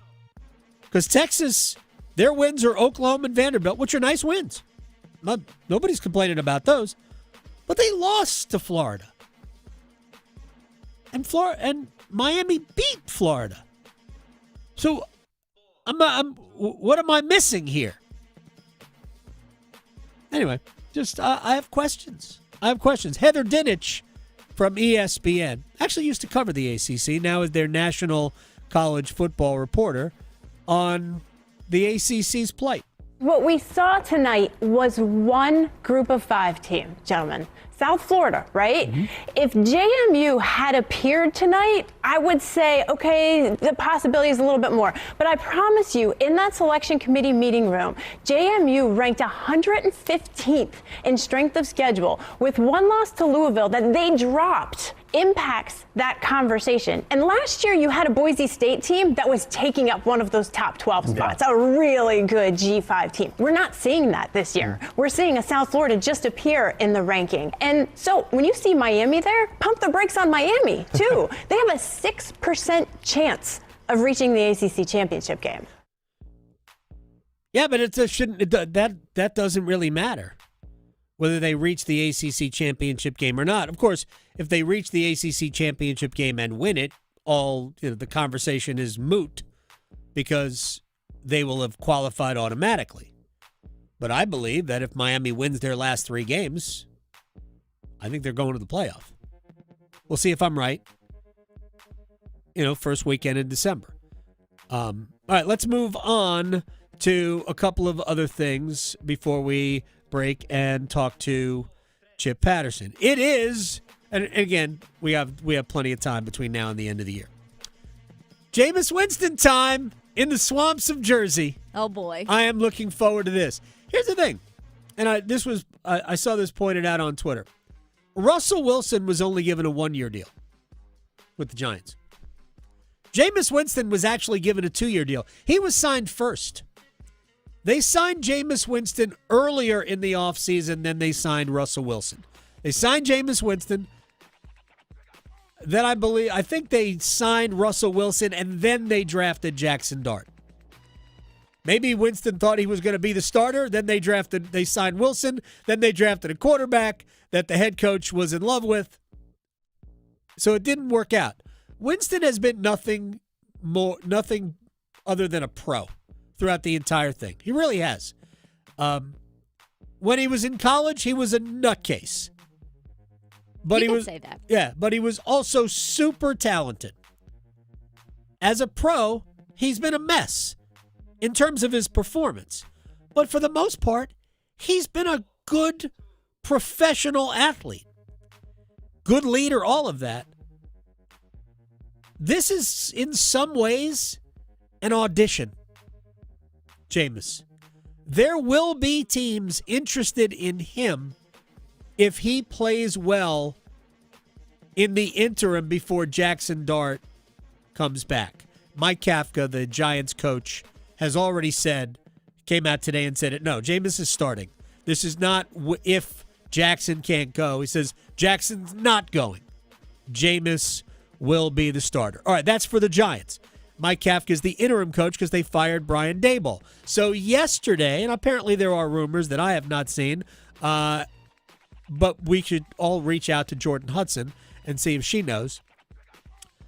There are people who think that Bill Belichick could go back to the Giants. Remember, if you're not aware, he was an assistant coach, the defensive coordinator, when Bill Parcells was winning Super Bowls. I mean, that's where he made his bones as a coach, was as the DC for the Giants. And he was asked about the possibility of becoming the Giants coach yesterday in Chapel Hill. Yeah, getting ready for Wake Forest. That's all I got this week. Has anyone asked you, or the players or recruits want to know about your future? I mean, I've been asked about it from time to time, but yeah, look, I've been down this road before. I'm focused on Wake Forest. That's it. And that's my commitment to this team. And next week it'll be to our next opponent and so forth. But, I'm here to do the best I can for this team. There you go. There you go. I mean, Bill was never going to say anything other than that. Right. And we'll talk about this with Chip Patterson. If you're UNC, if you are a UNC fan, if you are a top administrator, you have to be hoping that Bill will take another shot at being an NFL head coach. Please, oh please. Right? Whether or none of these people who made the decision to pursue Belichick want to admit being wrong. They don't want to, which means, in my opinion, Bill will not leave on his own, right? They're not going to fire him. They're not, because they don't want to admit that this was probably a bad idea. I feel like Jordan would be all in for this, too. Oh, absolutely. Like New York? Yeah, she'd be 100%. Although maybe not. I don't know. Like she might dig kind of being in a college town. She fits in. Yeah. Right? I mean, she does. So everybody would just be off the hook. You'd be off the hook financially. You wouldn't have to worry about 3 years down the road starting all over and having all that egg on your face. I'll bet you that they are secretly hoping that Bill is enticed back to the NFL. Mm-hmm. All right, when we come back, Wednesdays can't get any better than when Chip Patterson stops by, and he does that next. Because your fantasy football team needs all the help it can get, the Adam Gold Show on the North Carolina Sports Network. Hey, Carolina Panthers fans, it's Dennis Cox from 99.9 The Fan. For all the inside information on your team, join me and my co-host, WRAL TV's Chris Lee, for our podcast, Panthers Playbook, presented by Wake Orthopedics. In every episode, we'll keep you up to date on your Panthers, and we'll do it with access only we can provide. Locker room insight, exclusive interviews, and in-depth looks at every Panthers game. Follow and subscribe to Panthers Playbook wherever you discover your favorite podcasts, or watch on YouTube. Holiday scratch-offs, what a gift it lets them dream just for a bit. Ski trip, cruise ship, sports car, pristine yard, courtside seats, fancy meats, holiday scratch-offs can't be beat. Give the gift of what if from the North Carolina Education Lottery. Must be 18 to play. Approximate overall odds of winning range from 1 in 3.19 to 9.95. Problem gambling helpline 877-718-5543. Is going to your local bar the worst part of your day? The bartender ignores you, mediocre food, warm beer? Then why go there? Take 5 minutes and drop in at Sharky's, where they'll give you a free evaluation, and you can learn about all the bars that you shouldn't go to. Sharky's has helped thousands find the right bar to hang at. What are you waiting for? Sharky's evaluation could be the cure to the worst part of your day. Change your bar, change your life. Sharky's, 5800 Durley Road by the Shell Station. You better work. You're the best divorce lawyers in town. From executive producer Ryan Murphy. I tell my clients every day, marriage is just a trap. Let's light it on fire. Showtime, ladies. Starring Kim Kardashian, Naomi Watts, Niecy Nash Betts, Tiana Taylor, with Sarah Paulson and Glenn Close. God, I love my job. Hulu original series, All's Fair. Now streaming on Hulu and Hulu on Disney+. For bundle subscribers, terms apply. Get ready, Durham. The CIAA Football Championship is coming to Durham County Memorial Stadium Saturday, November 15th. Don't miss your chance to experience the culture and tradition of HBCU football as the two top teams in the conference battle it out for the title of CIAA Football Champion. Visit DurhamNCSports.com for more information and to secure your tickets today. That's DurhamNCSports.com for CIAA Football Championship tickets. What if you could pull up to $500,000 in cash out of your home and drop your mortgage rate down to 4.99% APR? Hey, it's Dennis Cox. Right now at Loan Pronto, they've got the lowest rates in 3 years. With Loan Pronto's Rapid Equity Loan, you can get your cash in as little as 3 days. Pay off all those high-interest credit cards and even skip your next 2 house payments. One client just got $300,000 approved in under 24 hours, paid off their debt, paid off 2 car loans, and saved $2,100 a month. One call, life changed. There's no wait, no hard credit pull up front. You probably won't need an appraisal. Just fast, easy cash from your home's equity. Rates are at a 3-year low. Act now. Call 919-381-1760 or visit loanpronto.com for your free instant home appraisal. See how much cash you can get today. Loan Pronto, A+ rated with the BBB and nearly 2,500 5-star Google reviews. Call 919-381-1760 and see how much cash you can get today. Loanpronto.com. Equal housing lender, NMLS 166171 on approved credit. Visit NMLSconsumeraccess.org. This is what WRAL weather coverage sounds severe like. Thunderstorm warning right now in the WRAL Severe Weather Center. When your safety is a priority. An indication that there is a tornado on the ground, so get in your safe spot in this area, get in your safe spot right now. With the tools that make a difference. WRAL Storm Tracker is inside the storm. WRAL has the only dual Doppler radar in Wade County. Hear it and see it every day. It looks like the storm is doing exactly what we predicted to do. That's WRAL News. Weather coverage you can count on. This is Adam Gold. The American Cornhole League. I don't know if you can wager on it. Let me go to FanDuel and find out if you can wager on it. I think I read you can get a scholarship. Kids in high school can actually get scholarships for cornholing. Who knows? I don't know what the technical term I'm just not going to say anything. The Adam Gold Show.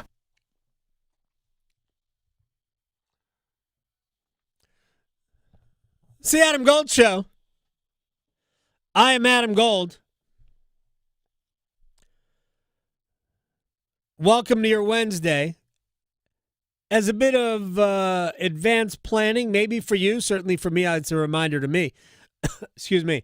Tomorrow, based on tailgating for a North Carolina High School Athletic Association 3A state quarterfinal soccer match, because we have big tailgating for that. I will not be here. So it'll be Victoria and I don't know. No, I'll be half here because tomorrow's the long-term luncheon. So I'm going to go eat fancy lunch and do other things. But lunch is around our time. Like, I can never participate in fun things. But tomorrow, I'm tailgating. I will. So you have other fancy kinds of food. I am eschewing. Yeah, we're not taking that. But anyway, I'm just glad it's not going to be 32 degrees like it was on Monday. Yes. Anyway, it's time. Chip Patterson Wednesdays. Here he is, the moderator of the Cover 3 podcast, CBSSports.com. Sir, how are you this fine Wednesday? I'm doing all right. I'm love a good high school state playoff run. Doesn't matter the classification. Before it was Wake Med Soccer Park, back when it was SAS Soccer Stadium. I had 4 years as the in-stadium announcer for the state championship games for both boys and girls, where you'd call the 1A, the 2A, the 3A, the 4A, on a Saturday in December and then a Saturday in May. So fond memories of some of those soccer runs. Best of luck. I hope you all are able to keep it running. Yeah, we hope. We take on the top seed. Wake Preparatory Academy is taking on the top seed North Carolina School of Science and Math in Durham. They've got a numbers advantage. They do. Yes, they do. And they are also. We were old conference rivals, by the way, Chip. We were in the same conference a year ago, and I believe they did sweep us. Although both games were bangers, so we're looking forward to the challenge of going over there. I don't know what their stadium is called. It's called the Slide Rule, I believe. Yeah, we're going there. The Abacus. I don't know. Anyway, let's talk a little college football before we get to the playoff. Just a couple of things that I want to get to. I'll just start local. Do you think that the powers that be in Chapel Hill are rubbing beads are rubbing rabbits' foots, whatever, hoping that the Giants entice Bill Belichick to go back to the NFL? No, I don't think so. You don't think so? You don't think they'd like to be free of the hard decision that they won't make anyway of saying that this is probably not going to work long term? I just don't think that's top of mind right now. I understand the premise, especially the Giants job is open. Yeah. The Bill Belichick connection to it. But, I think that you could just look at the NFL hiring cycles the last couple of windows and wonder. I mean, I tell you what, the emotions would be different if this North Carolina football team was, 6-3, right? Right. Instead of 4-5. Yeah, Then they all could of have a sudden, easily won the Cal game and the Virginia game. Like, I think that if it was a 6-3 football team with a few different bounces, you're a little bit more worried about it. I just don't know. I just don't know if it's even worth getting out. Don't use if this universe only gives you but so many opportunities to rub rabbits' feet or participate in such superstitious activity, I would not waste them on a situation that does not appear as dire as whether or not the New York Giants will come calling for your football coach. I think there are bigger pieces moving around right now. I said earlier, I don't believe it's going to be the case. I think if the Giants were interested in bringing back Bill Belichick, it would have happened in last year, during the year when he was not coaching. They would have brought him back then. But they were not interested because they could have easily moved on from Brian Daboll after the previous year. They didn't have to go with another year plus of Brian Daboll. They could have done that. And we all know that the only team that actually interviewed Bill was the Atlanta Falcons, and they decided against it as well because they chose a team president who apparently could not work with Bill, and vice versa.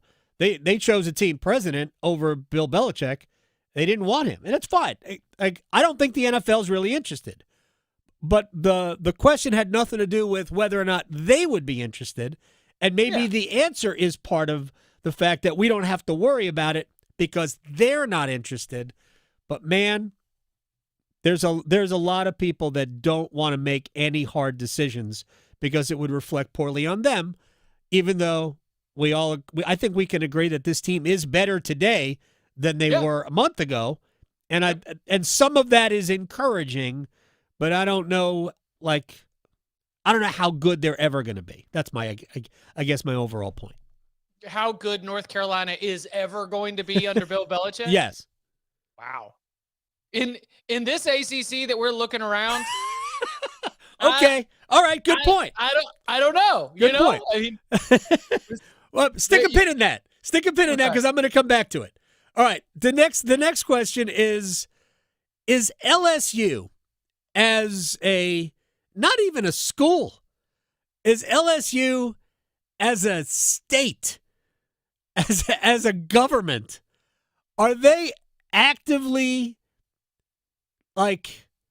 hurting their chances of hiring the top available coach or the second best available coach in this hiring cycle by how they're trying to get out of paying Brian Kelly's buyout?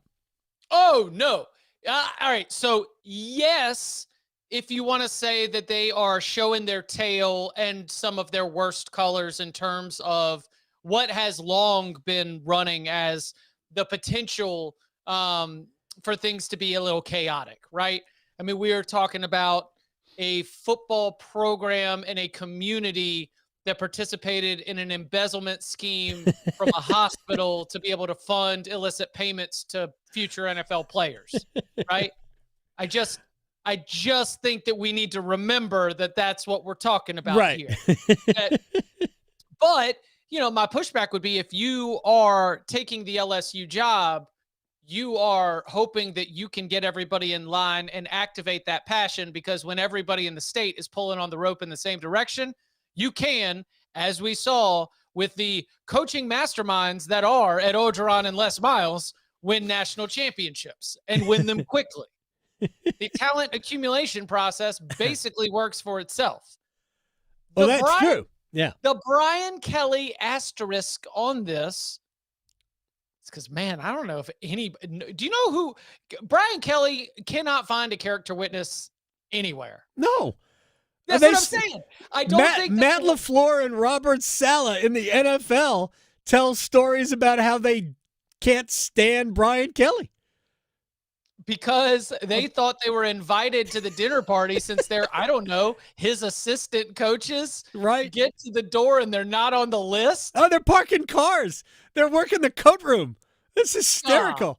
Yeah, this was when he was at Central Michigan, too. It wasn't like he was in the ivory tower of college football. He wasn't even in the ivory tower of the MAC. That's right. Are you kidding me?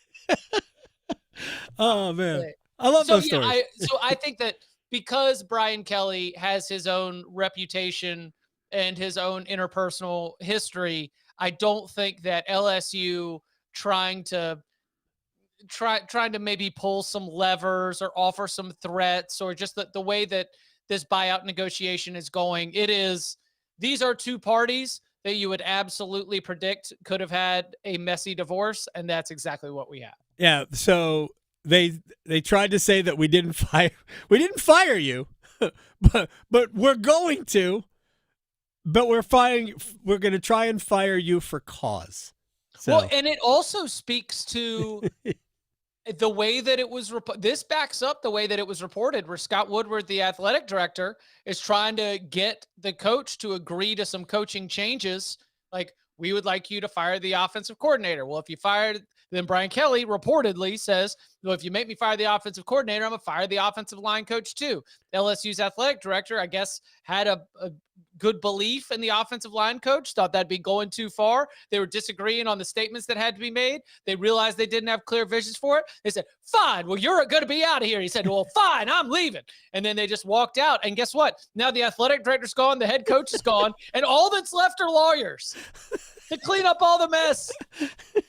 I mean, I almost wonder if LSU's athletic director left town because he's like, oh, you think the only problem is that the governor of the state just badmouthed me to the media? No, wait till you find out I never actually went through the proper channels of firing this head coach. and the governor and everybody else has bestowed the full confidence in the interim AD. That's right. To hire the next head coach. And I don't want to speak out of place. I do not want to turn my nose up. So I will be vague and let people in the do your own research vein. The history of state government in the state of Louisiana and doing everything by the book and following all the directions suggests that the fact that we've got some chaos at foot. Yeah, it just kind of comes with. It's Louisiana. It's Louisiana. I think it's the heat, right? I do not want to cast aspersions. Sure. One of my best friends who I went to North Carolina with is from New Orleans. And I loved as a young adult. And then even now as our kids are friends going to church together, it's always fun to check in with him. But yeah, the history books will show a lot of not exactly making sure everything's buttoned up. All right, Chip Patterson, you said in this ACC. Okay, so did the committee tell us yesterday that an SEC loss carries more value than an ACC win?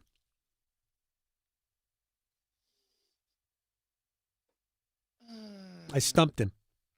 Yeah. I stumped him. Oh. In some ways, I think you can make that argument. It's not across the board, but it's pretty. Georgia Tech is something and one, and every decent team with 2 losses is ahead of them, including Miami. Including Miami. Okay, so here we go. I think that Adam Gold might win this one because it was not my goal. It was not my goal to win that. I'm ready to get rid of automatic qualifiers. All across the board. Across the board. It's stupid.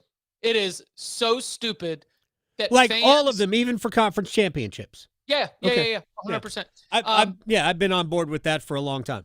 They threw Miami up in all of their brackets, and every social media manager put Miami in there. And Miami has the most narrow, least likely path to even make the ACC championship game. Right. The communication misfires that are situations like this, you could have just said conference champ 11. Yes, right? you could have, right. Because Miami fans are looking at this and they're thinking, oh, all we got to do is win out. If we win out, we're in.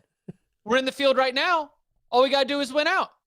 Yeah. It is the same communication failures that we had last year when they would release the 1 through 25 and then they'd show you a bracket and we'd see Boise State. Well, how does Boise State 9, but they're up there at the 3? Right. And we fixed that with a straight seeding model. And it even has me thinking more.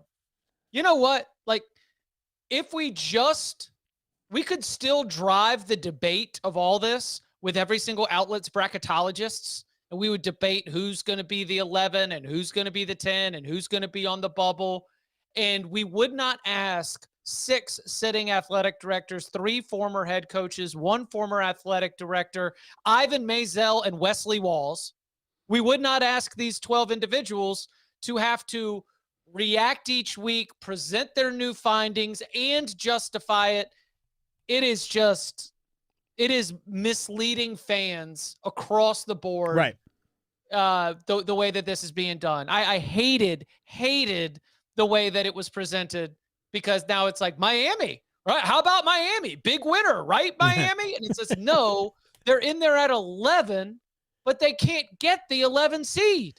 All right. Now, could Miami end up getting an at-large? There is a path that could open the door for them to emerge from the wreckage. If they win their last 3, they're going to get an at-large. But that is not the fast pass that was suggested by placing them there right now. I could not agree with you more than that. But this is what the committee does, and this is what these shows do. And that's precisely why I don't watch them, why I don't listen to them. I make fun of them. The only thing I care about is the last one. And other than the year that I don't want to keep saying the exact same thing over and over again, other than Florida State getting screwed a couple of years ago, I don't think they've been wrong. I even think Indiana deserved that spot last year. My only problem was the conversation should not have been Indiana and Alabama. It should have been Indiana and Miami, maybe and Alabama, because Miami absolutely deserved a spot over Alabama.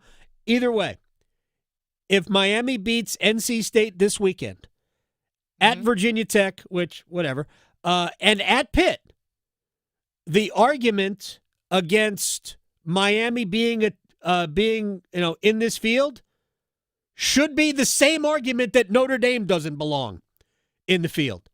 Because Notre Dame's body of work, I understand there's data involved in terms of, offensive efficiency and defensive efficiency, all this stuff. But ultimately, when you look at their schedules, Miami's body of work would probably be better than Notre Dame's, and they would have the win over the Irish. So I don't care where everybody's ranked now. If Miami, because these are data points that we have not yet arrived at. At the end of it, if Miami's 10-2, they're going to be in the field. I think Notre Dame will too. I'm not saying. I disagree. I think there's too many other issues that include a second team from the Big 12.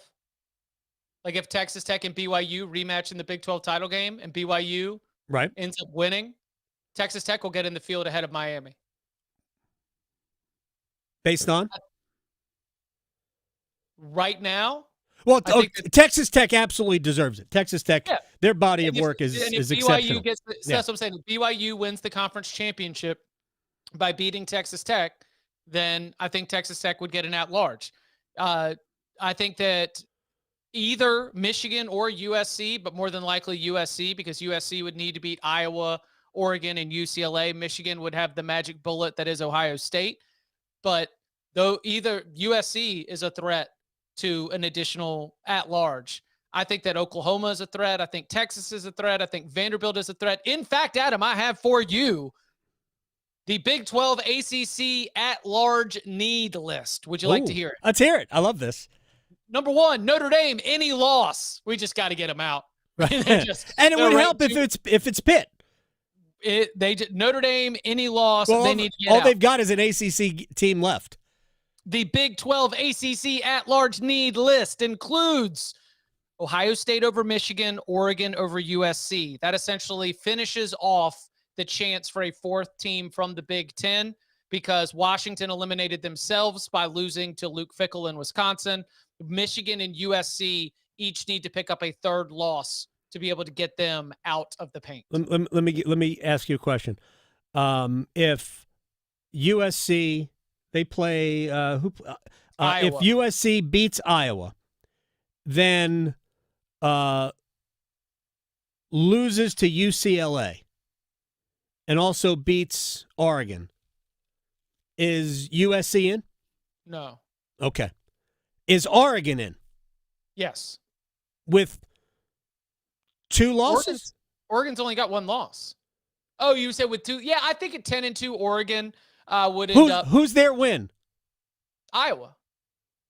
How good is that? If USC beats Iowa, how many losses does Iowa have now? 3?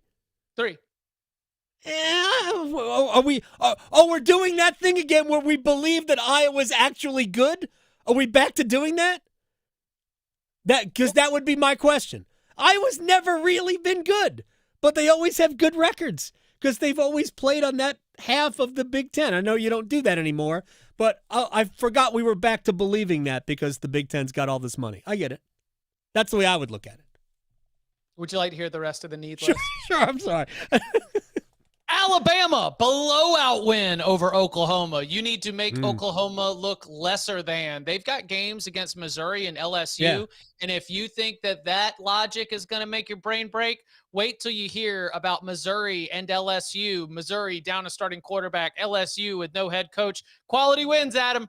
Those are quality wins. Those are good football teams. Yep, I know. So, yeah, I know. You need to get Oklahoma out of the paint. You need a blowout win because Oklahoma is one of 2 teams in America that, as we sit here on November 12th, I can envision potentially making the college football playoff with 3 losses.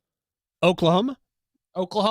The other one, the Texas Longhorns. Yeah. Texas Longhorns have games against Georgia and Texas A&M. You do not want the Longhorns to win either one of those games, right? Because they win in either one of those games would all of a sudden be able to bolster an argument for, as I mentioned, Texas getting in at 9-3. That would almost certainly come at the expense of an at-large opportunity for the Big 12 or the ACC. And then the last one here, you need Tennessee over Vanderbilt.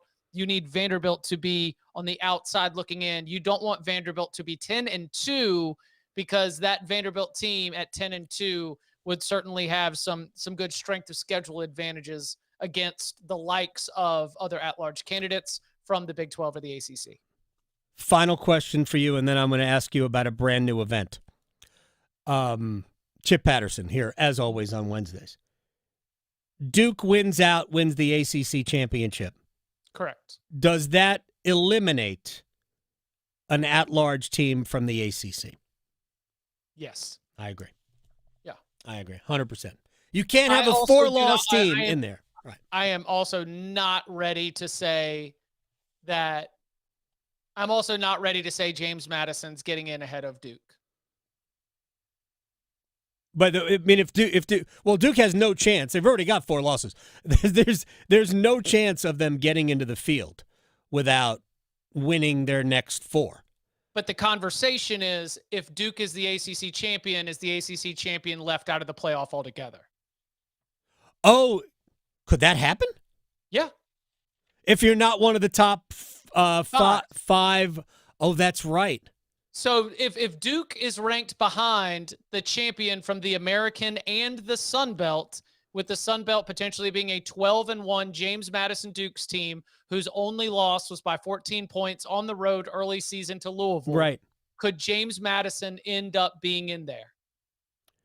Based on, well, the committee's got 5 ACC teams in the rankings, so my guess is probably not. And South Florida is the only group of 5 team in the field right now in the top 25 and at 24.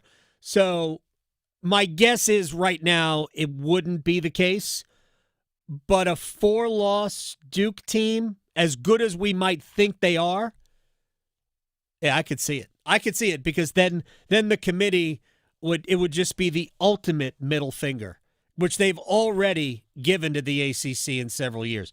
Brand new event, Chip Patterson, the Biltmore Championship in as it turns out, Asheville, North Carolina, a PGA Tour event. A fall series event. You haven't heard of? You've heard about this. You had to. You have to be on every golf radar screen. Starting next year in September. It's before the President's Cup, I believe, maybe a week before the President's Cup. But yeah, fall series event on the PGA Tour coming to Biltmore. So they've learned the lessons of the College Football Playoff Managing Committee, which is whenever you need to do anything, let's just go to the nicest places in America. It's beautiful. It's gorgeous. You know? It's good, but it's only a 7,100-yard track. Like, what are they doing? They're going to be 50 under par. That is entirely just for the great experience. You know, it's a private course, and they could have played it at Grandfather, they could have played it at Wade Hampton, right? Could have played it at, well, maybe not Linville. Linville's tiny. I was going to say, well, also, when's the last time that you went to Grandfather? It's been it's probably been a decade. I can't. I don't know what kind. I know the crowds.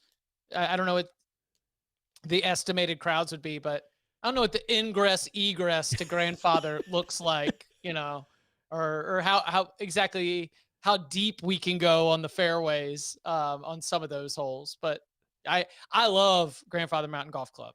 Very honored anytime I get asked to play. It's true. It's one of the great experiences I've ever had. I've actually been out there twice, but the first time it rained so hard they asked us politely to come off the course because literally you couldn't see in front of your face. Yeah, but like Linville, there's too many holes on there where I feel like I'm on the edge of the earth. I have no idea how fans are going to get out there too. I don't know which hole it is when you can look out and see the peak of the mountain. It's just the straightest hole in the golf course, which you can't play. But it's incredible. What an incredible experience. So yeah, we got to figure out a way to get out there. I mean, the good news is middle of September in the fall, nothing but an open calendar for your boy, right? Yeah. Well, it's probably like week 3. Usually week 3s are kind of weak, aren't they? Maybe week 4. Adam, in another world, you and I were winning championships playing golf tournaments during the football season. That is true. Then all of a sudden, I had to be live on youtube.com/cover3 at 11 a.m. every day for 9 months. So we'll get a golf. We'll try to win our own championship in a May or June tournament somewhere. Yeah, we'll have to work out the media day in July. Yeah, exactly. That's where we'll do it. Chip Patterson, CBSSports.com, Cover 3 podcast moderator, my man. I'll talk to you later. Sounds good. Y'all be well. You got it. Chip Patterson here on the Adam Gold Show. All right. When we come back, we have to stretch. We're going to place bets. Next hour, 2 things. One that we usually do yesterday that we didn't do, which is top 5, bottom 5. And one that we usually do tomorrow, because everybody needs to know who to back for their survivor pool. If you have been following the HOBAG system, we have gotten you all the way to week 11. I know, and last week tried to be tricky. What did we do? Didn't fall for it. We didn't. Exactly. We didn't fall prey to the Panthers are going to beat the Saints. I had gone against the Saints 4 out of 9 weeks. Yeah, and it kept working for you. And I did not do it. Yep. We went Chargers. They won. Anyway, your Survivor Pool HOBAG selection coming up next hour. We are going to place bets next. delivering more hits than the Canes forecheck. He scores! The Adam Gold Show on the North Carolina Sports Network. Scams increase during the Medicare open enrollment period, so stay alert. Never give your Medicare, Social Security, credit card, or bank account numbers to anyone who contacts you unexpectedly and claims to be from Medicare. Your caller ID may show Medicare's name or phone, but caller ID can be spoofed. Just hang up. Visit ncshiip.com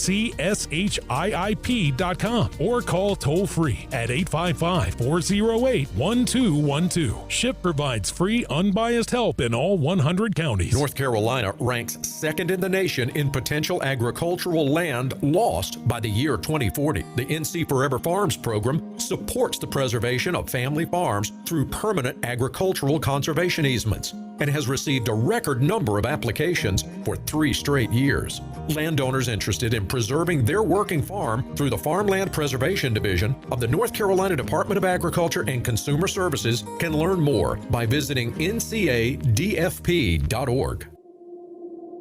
We had to exit the home pretty quickly because of how quickly the water came in. It was just really vital to me whenever all the public service announcements were going out, that we needed to get our water tested. We need to, get in the field and start helping people disinfect their water supplies. It's really critical to their health to be able to have that safe drinking water. They were reaching out to me to make sure that I knew that there were resources available. NC Public Health, everywhere, every day, everyone. You don't need a 4-year degree to have a rewarding career that makes a difference in people's lives every day. As a public power line worker, you'll build and maintain a locally owned and operated electric system to keep the lights on in your community. 4 months in a community college program provides the training you need to begin your career as an apprentice line worker in public power. And being a local government employee in North Carolina comes with excellent benefits. To learn more about line worker and other public power careers, visit electricities.com.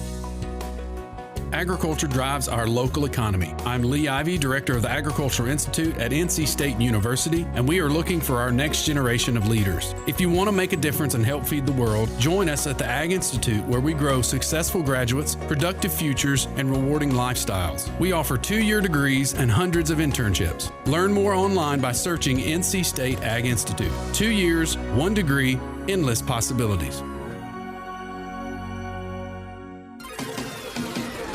The North Carolina Healthcare Association invites you to listen to this month's podcast, Conversations on the State of Healthcare. This month, we dive into a project that's making big waves in Charlotte and beyond. It's called The Pearl, a bold reimagining of how healthcare, education, and innovation come together. My guest, Hillary Crittenden, leads operations for The Pearl and has played an important role in its growth and development. The Pearl is an innovation district. We brought together medical education, cutting-edge research, and really big and small players in the healthcare space who are advancing science in a really interesting way, all together in one place. You can learn more and join our latest Conversations on the State of Healthcare wherever you listen to your favorite podcasts, and find out more by visiting nchealthcare.org. At North Carolina Farm Bureau Insurance, you're more than a policy, you're family. With offices in every county, we're close by when it matters most. Our local agents customize coverage to fit your life. And our award-winning claims team delivers fast, quality repairs. It's no surprise Forbes ranked us the #1 auto insurer in America. North Carolina Farm Bureau Insurance. Helping you is what we do best. Gold. Gold. I could give you 1,000 guesses. What do you think the dictionary.com word of the year is? 6-7. That is the word of the year. No kidding. It is 6-7. Are you joking? Yes, it is 6-7 is the word of the year. A slang term that's been delighting kids, exasperating teachers, and befuddling adults for months. If that isn't a promo, then I quit. The Adam Gold Show. I was so proud of that. I could tell. I was so proud of that. You have no idea. I know Jack was probably really excited. No, Jack rolls his eyes. He doesn't. He wants me to not. He wants me to not do 6-7. Mm-hmm.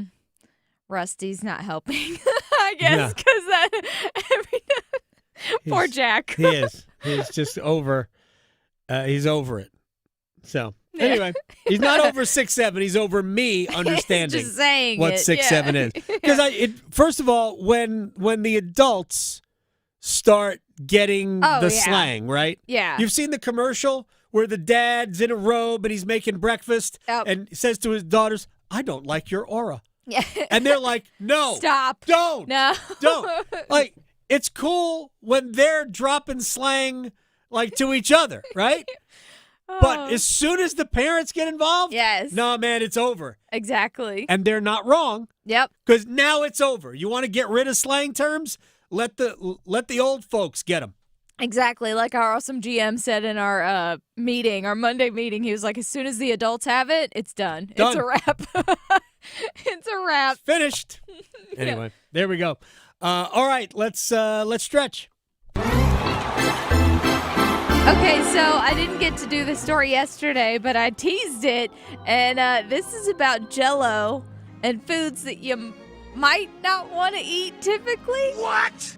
But don't worry, if you like Jell-O, it's not nasty, like weird flavored Jell-O. So Okay. Jell-O, the company, is celebrating their 125th anniversary, and by doing so, why not come up with something a little kooky? So they have a new limited edition Thanksgiving mold.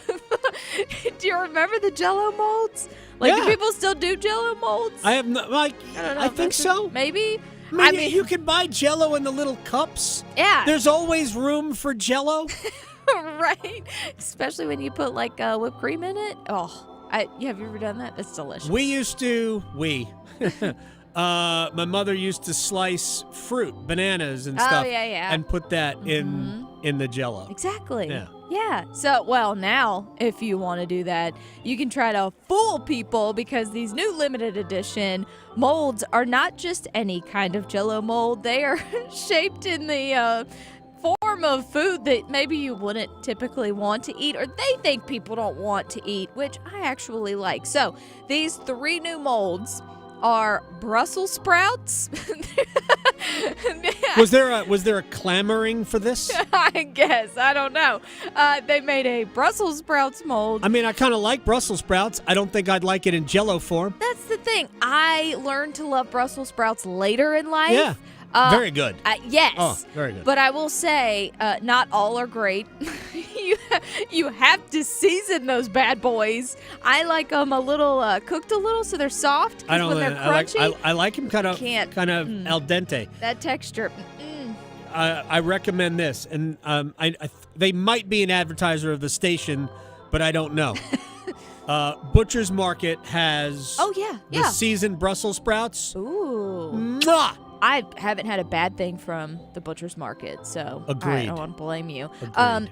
They also have cranberry sauce is a mold. Which so random. Why do people hate on cranberry sauce? Well, I don't like it out of a can. See, I don't.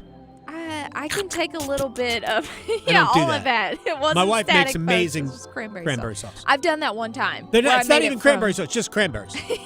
Yeah. It's amazing. I've done that one time where I made it from like scratch. And I was like, just eat it with a spoon. It's like, it's not worth it. And then the last one, pecan or pecan, however you like to pronounce it, pie. Pecan. Why is this getting hate? Like, I mean, these are all delicious foods, but they think people hate them, so they made molds out of them because they're calling it a, quote, no thanks mold. They're $5 each, and they come with a kit of Jell-O mix. So the cranberry mold has cranberry Jell-O, makes sense. The Brussels sprouts mold has lime Jell-O, which I figured you got to have green if you're trying to fool people. I don't know. Make people think it tastes like Brussels sprouts. It does not. And then the pecan pie is orange flavor, which, no, let's get creative. You can make brown. You can. Everybody in art class made brown by accident. Right. Yeah, if you combine enough colors, it's brown. It's brown, which is what the color of that is. So, no, Jell-O, get with it. And then you can put pecans in. Right. I don't know why, but maybe people put nuts in there. I don't know. But if you want to make Jell-O molds that look like these foods. You can get it at the Walmart or Walmart.com. So have fun with that. Your no thanks molds. I don't know. Just make it in a bowl. I was just glad we didn't do pumpkin. Yeah. Oh, well, see, missed opportunity. No. That's when you use your orange flavor is in the Come on, Jell-O. But you know what? Who does get things right around here? We try. Us with our bets. Place your bets. Place your bets. Here. I bet you slice into the woods $100. Gambling is illegal in Bushwood, sir, and I never slide. Okay, you can owe me. I owe you nothing. All right, I wanted to do the emotional hedge and bet Washington yesterday, but I didn't. Yeah. And I regretted it immediately. Yeah. Regardless, we move on. You go first. It's a new day. It is. Well, since neither one of us are going to be actively doing the show tomorrow, I will look at the football game, and it's the Jets in New England taking on the Patriots. So give me Drake May, North Carolina boy, to be an anytime touchdown scorer. So he's plus 170. Plus 170. I'm going to give you an anytime touchdown score for tomorrow's game, and it will be a Patriots defensive touchdown. Ooh. Plus 600. I was going to say, that's got to be a high number. I think that the Patriots are going to beat the Jets. You think? How in the world they got to win? You think? I don't know. 2 wins, not one, 2. Let's not make this a trap game, Patriots. So give me the Patriots. I'm going to take the under 43.5. That's plus 105. All right, the Chicago Blackhawks are home to the New Jersey Devils tonight. Blackhawks are going to win that game. Connor Bedard will have at least 2 points. That's plus 287. If you want to throw Teuvo Teravainen in there, it's plus 1,100. Because your fantasy football team needs all the help it can get, the Adam Gold Show on the North Carolina Sports Network.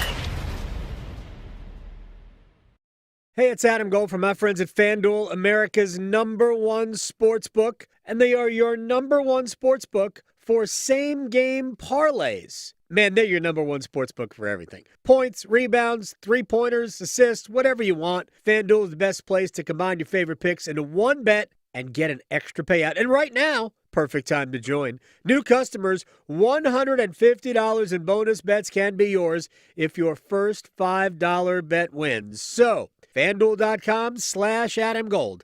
FanDuel.com/AdamGold. Enjoy the games even more with FanDuel, official sports betting partner of the NBA. 21 and over and present in North Carolina. First online real money wager only. $5 first deposit required. Bonuses issued as non-withdrawable bonus bets, which expire 7 days after receipt. Restrictions apply. See terms at sportsbook.fanduel.com. Gambling problem? Call 877-718-5543 or visit morethanagame.nc.gov. The road to college football's national championship runs through 99.9 The Fan, the ACC, the SEC.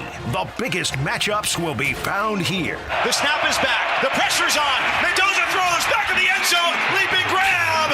Touchdown! Wow. The Hoosiers take the lead with 36 seconds to go. College football on The Fan is powered by Wake Med, Roofworks, and Wilkinson Chevrolet Cadillac GMC in Sanford.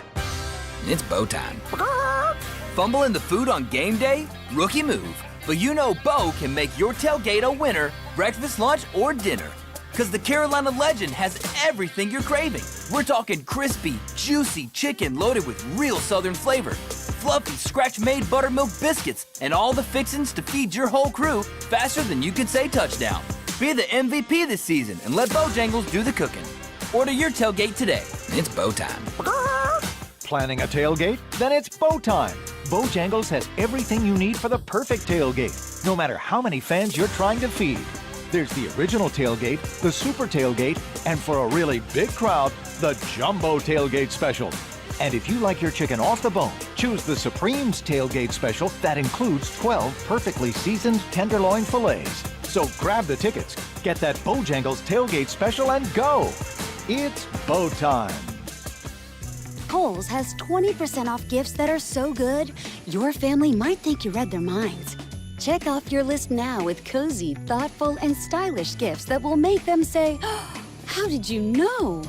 Yep, with these presents from Kohl's, you're gonna leave them feeling impressed and convinced that you're a psychic. Shop Kohl's for an extra 20% off gifts that are the perfect fit. Select styles. Offer ends November 22nd. Some exclusions apply. See store or Kohl's.com for details. I'm Dr. Miller, a dentist and a volunteer for Dental Lifeline Network. DLN asks dentists to volunteer to see just one patient per year who might not have access to proper oral health care. Join me in making a difference. Go to willyouseeone.org to learn more. Hey, it's Paul Ihander from 99.9 The Fan. You know, I love Thanksgiving, and there's no better place to take care of that meal than with my friends at the Butcher's Market. My favorite location knows me as soon as I walk in. I head on in there, check out that fresh meat case, then roll to the refrigerator case for some homemade pasta salad and mashed potatoes. Family dinner, Thanksgiving dinner done in one stop. The Butcher's Market with 5 convenient Triangle locations. Trust them to make your Thanksgiving meal a winner. Do me a favor, check them out at thebutchersmarkets.com. I'm attorney Brian Ritchie. Big truck accidents can cause life-changing injuries, and life-changing injuries deserve life-changing money. I know big truck wrecks, and I know how to fight those big insurance companies. If you've been hurt by a big truck, contact us at ritchielaw.com. I'm on top of it. Broadcasting live from the Lenovo Studios. WCMC HD1 Holly Springs. 99.9 The Fan. The Triangle Sports Leader. But we've got to be able to guard the ball. But we just got whipped middle. And other teams are going to see that. And we can't give up that level of dribble penetration if we want to be a great team. Look, we gave up some stuff at the end of the press as well. I thought Musa was phenomenal tonight. I mean, he really saved us. Ben wasn't as aggressive after he got those fouls, and that hurt us at the end of the press. And I thought Musa was phenomenal. But, you know, we've got to be able to guard the ball one-on-one. At some point, you got to be able to sit down and guard the guy in front of you and keep his ass out of the paint. And if you can't do that, we got to go find somebody who can.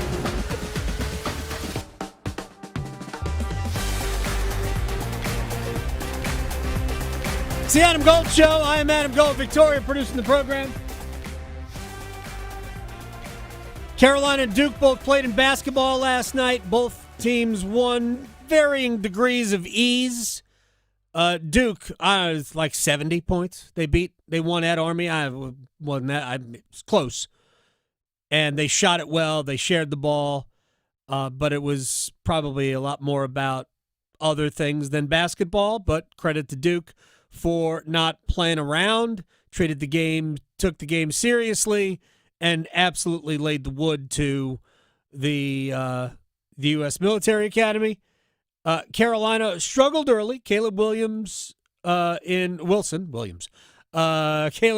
foul trouble. And so he didn't play a lot in the first half. But Wilson and Henry Vesar, and I'll tell you, I think Luka Bogovac is legit. Real good.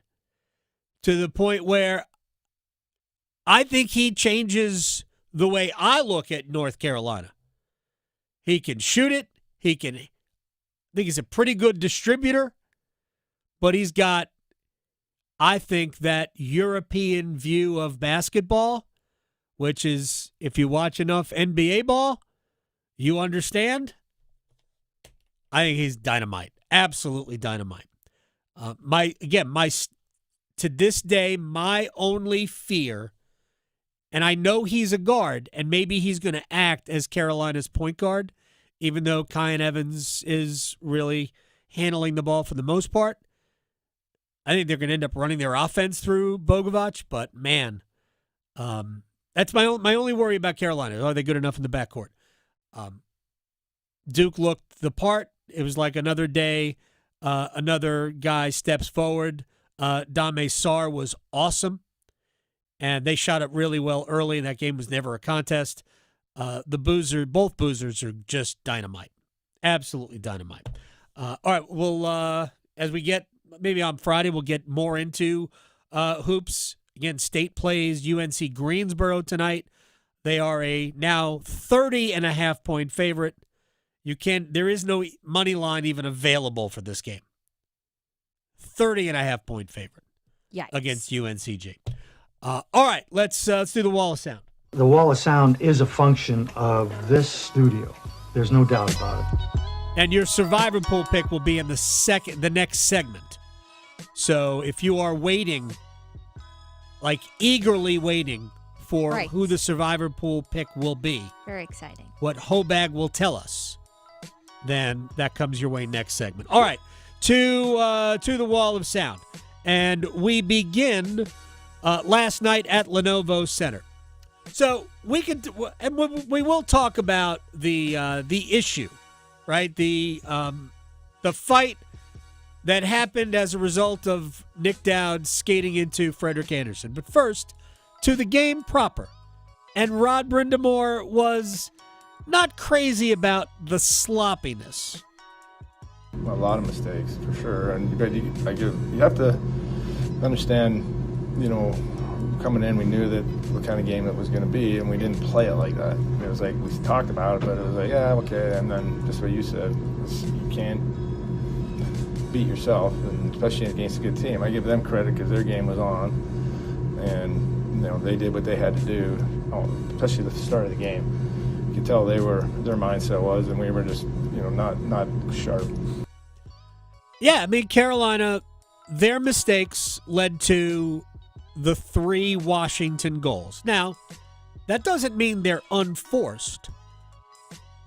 Washington absolutely forced Carolina's first mistake, losing control of the puck in the corner behind the goal to the right of Anderson. And once Washington maintained control of the puck, that's when Carolina's next mistake they were evident. Keandre Miller lost coverage on the eventual goal scorer. He was with him, and then he skated away from him and didn't go find him again. So he was all alone at the side of the net. And both Jordan Stahl and Seth Jarvis didn't do well enough defending Ethan Frank, who was the one who passed the puck to Brandon Duhaime. So that was the first mistake. Sebastian Aho flat turned the puck over at the offensive blue line. That led to the second goal. And the third goal, Mike Riley has an opportunity to clear the zone after Aho won a defensive zone faceoff shorthanded, and Riley basically whiffed on like he was not pressured. That puck should get out 100 times in a row, but it didn't. And when it didn't, the Hurricanes were a little bit out of position, and the rebound was uncontested for Jacob Chikrin to put it past Anderson. And honestly, that was the back-breaking goal. It just was. Carolina did almost score a goal after that, but it was never given because the officials didn't think it crossed the line. It almost did. It was probably maybe a half a centimeter from crossing, just a little bit of the puck. A very small amount of the puck was still touching the goal line. It must be completely over the line for it to be ruled a goal. So the other thing that happened last night was, in the first period, about 5 minutes left in the frame, Nick Dowd for the Capitals skates into Frederick Anderson. When somebody hits your goalie, chaos is likely to ensue. It did, and ultimately, Logan Stankoven stood up for teammates, maybe Anderson or maybe Jackson Blake, who was tangled up with Martin Fehervary, who was one of Washington's defensemen. Maybe both. And Stankoven threw hands, got a little bloody in the process, but yeah, I thought did very well. And Rod Brindamore talked about Stankoven doing that. Yeah, it was a tough one because that was the line that was out there. It's not, you might be the toughest guy we got out there with those groups. So, but he's not going to back down. We know that he's a tough kid, and that line was actually where those two guys, especially Blaker, and them they were dragging us into this game, trying to get us going. We needed more guys though tonight. Yeah, best line on the ice, by the way. Stankoven, Blake, and Ehlers. They're really good. As for Stankoven, he said it was the first time he had ever been in a fight.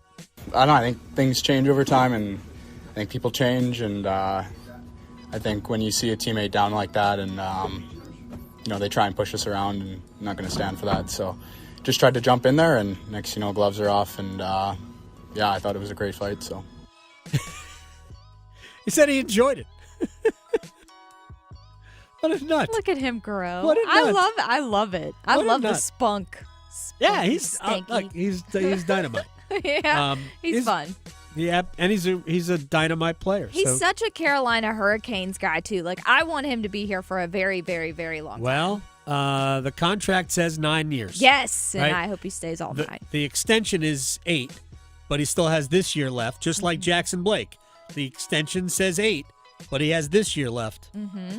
Blake is, I mean, he is a scoring chance waiting to happen at all times. Love him, too. All right. Adam Schefter from ESPN, NFL Insider. Who are the candidates to be the head coach of the New York Giants? Is that not in the system? It was on my sheet. I think the gremlin took it. I've got it right here. Here we go. I think you've got to go bigger, bolder, creative, and think of names that people wouldn't even think of, whoever that may be. The New York Giants, you're in the New York market. You've got great young talent. Who do you want? Who do you view as the best coaches in football? Who do you view as those guys? And somehow I want to go see if I can go find a way to get these guys, one of these guys, in as my head coach. I'm letting my imagination run wild and coming up with every conceivable candidate, from high school to the pros, from guys who are unemployed to guys who are employed, all over the board. And let's see where that goes. All right, I have a name. What did I play the beginning of the Schefter cut again? I think you've got to go bigger, bolder, creative, and think of names that people wouldn't even think of, whoever that may be. The New York Giants, you're in the New York market. You've got great young talent. Who do you want? Who do you view as the best coaches in football? All right, stop it right there. Pep Guardiola. He's the coach of Manchester City. What, 4-time Premier League? We won 4 in a row. Knew it was football with the feet. 4 in a row. Get me Pep. Yeah, more Pep, please. He could have a slogan. Adam Schefter. Again, we have no names. I'm just throwing out concepts. We have concepts of a plan. All right, so here's Bill Belichick, Carolina's head coach, answering the question about whether or not he might be interested in the job with the Giants. Yeah, getting ready for Wake Forest. That's all I got this week. Has anyone asked you, or the players or recruits want to know about your future? I mean, I've been asked about it from time to time, but yeah, I've been down this road before. I'm focused on Wake Forest. That's it. And that's my commitment to this team. And next week it'll be to our next opponent and so forth. But, I'm here to do the best I can for this team. Bill was always going to answer it that way. The truth of the matter is that I don't believe the NFL is interested in Bill Belichick anymore. I think they've made that clear, which is why not only didn't he get a job and sat out an entire year of not coaching, doing media stuff. If the NFL was really interested in Bill, as soon as he was available, he would have gotten one of those available jobs. But he didn't. The Atlanta Falcons were the only team that was interested. And then, after sitting out a year, still nobody came calling. Which, I know this is going to sound harsh, but as much as North Carolina would like to believe he was really interested in coming to UNC so he could beat Duke, this was his only real avenue back into coaching at a, air quotes, high level. So, it's transactional both ways. But I do wonder if the powers that be, and I know Chip Patterson disagreed with me on this, but that's fine. The people sitting in the ivory tower at UNC, man, they would love for somebody else to take that commitment off their hands. I have to believe that. I mean, I still think it could work, but I just think the chances of it working are way smaller than the chances of it not. And if it doesn't work, it is not going to work in spectacular fashion. All right, one more item, and then we will step out because you need your Survivor Pool pick, and that's coming up next. College football playoff rankings came out. Heather Dinich of ESPN on if you're an ACC fan, how should you be thinking right now? What we saw tonight was one group of 5 team, gentlemen. South Florida, right? Mm-hmm. If JMU had appeared tonight, I would say, okay, the possibility is a little bit more. But I promise you, in that selection committee meeting room, JMU ranked 115th in strength of schedule with one loss to Louisville that they dropped. Impacts that conversation. And last year you had a Boise State team that was taking up one of those top 12 spots, a really good G5 team. We're not seeing that this year. We're seeing a South Florida just appear in the ranking. And so when you see Miami there, pump the brakes on Miami too. They have a 6% chance of reaching the ACC championship game. Yeah, but that's not really what Miami needs. Miami can go to, again, Chip and I disagree on this as well. I think if Miami finishes 10-2, I think they're going to be in the field. But, I mean, again, could be wrong, but that's what I believe because I think Miami would then have beaten NC State, and NC State might end up 6-6. So I don't know how good a win that is, but Pitt's already got 7 wins. If Pitt beats Notre Dame, yeah, buddy, then the ACC gets another, and Pitt's also a top 25 team, according to the committee.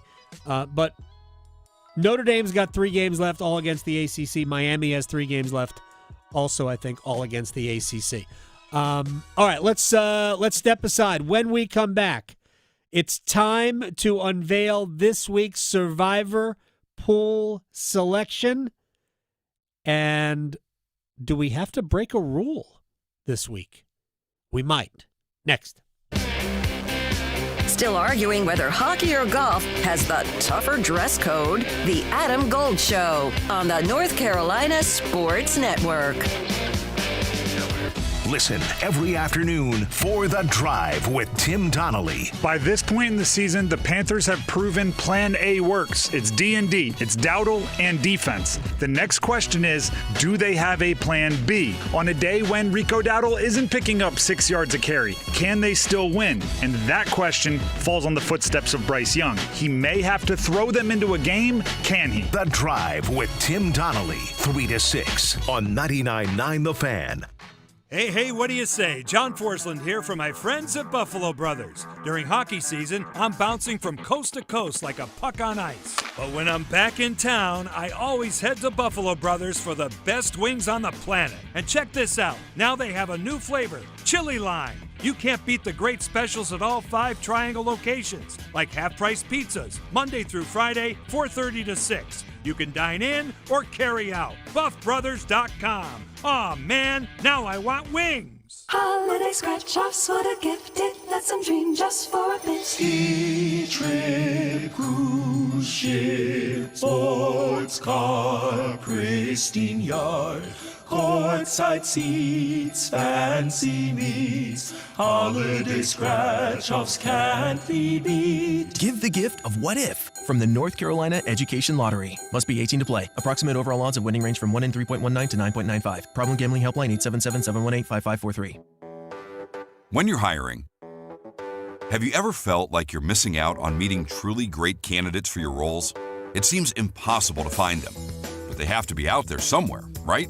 Well, they're not hard to find when you know where to go, and that place is ZipRecruiter. And right now, you can try ZipRecruiter for free at ZipRecruiter.com/free. ZipRecruiter helps 10 million people with their job search every day. And because these people are actively looking for jobs just like yours, it's easy to find the right person right away. In fact, 4 out of 5 employers who post on ZipRecruiter get a quality candidate within the first day. But if you're not using ZipRecruiter, you're missing out. So see what it's like when the impossible is easy. When you go to ZipRecruiter.com/free right now to try ZipRecruiter for free. Once again, that's ZipRecruiter.com/free.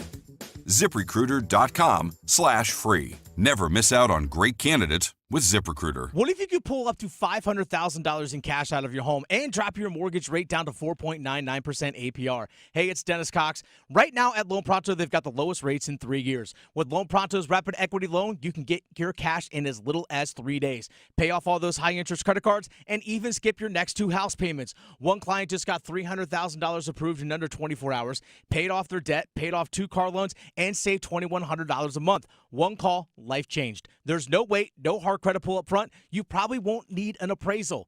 Just fast, easy cash from your home's equity. Rates are at a 3-year low. Act now. Call 919-381-1760 or visit loanpronto.com for your free instant home appraisal. See how much cash you can get today. Loan Pronto, A+ rated with the BBB and nearly 2,500 5-star Google reviews. Call 919-381-1760 and see how much cash you can get today. Loanpronto.com. Equal housing lender, NMLS 166171 on approved credit. Visit NMLSconsumeraccess.org. Actual price will depend on product and subscription plan. Featured products are compounded drug products, which the FDA does not approve or verify for safety, effectiveness, or quality. Prescription products require an online consultation with a healthcare provider who will determine if appropriate. See website for details, restrictions, and important safety information. Want a boost in and out of the bedroom? Hims has you covered. Introducing a new 2-in-1 approach to level up your game. Tadalafil for better bedroom performance and zinc for testosterone support. Turn things all the way up and find affordable treatment options at up to 95% less than brand names at hims.com/joy. That's hims.com/joy.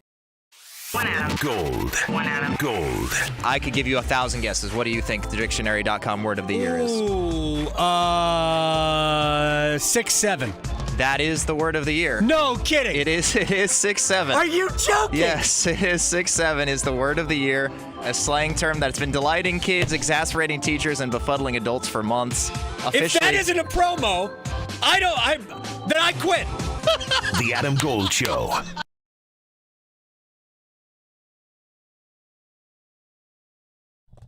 It's the Adam Gold Show. I'm Adam Gold. A lot of NFL stuff for you the rest of the show.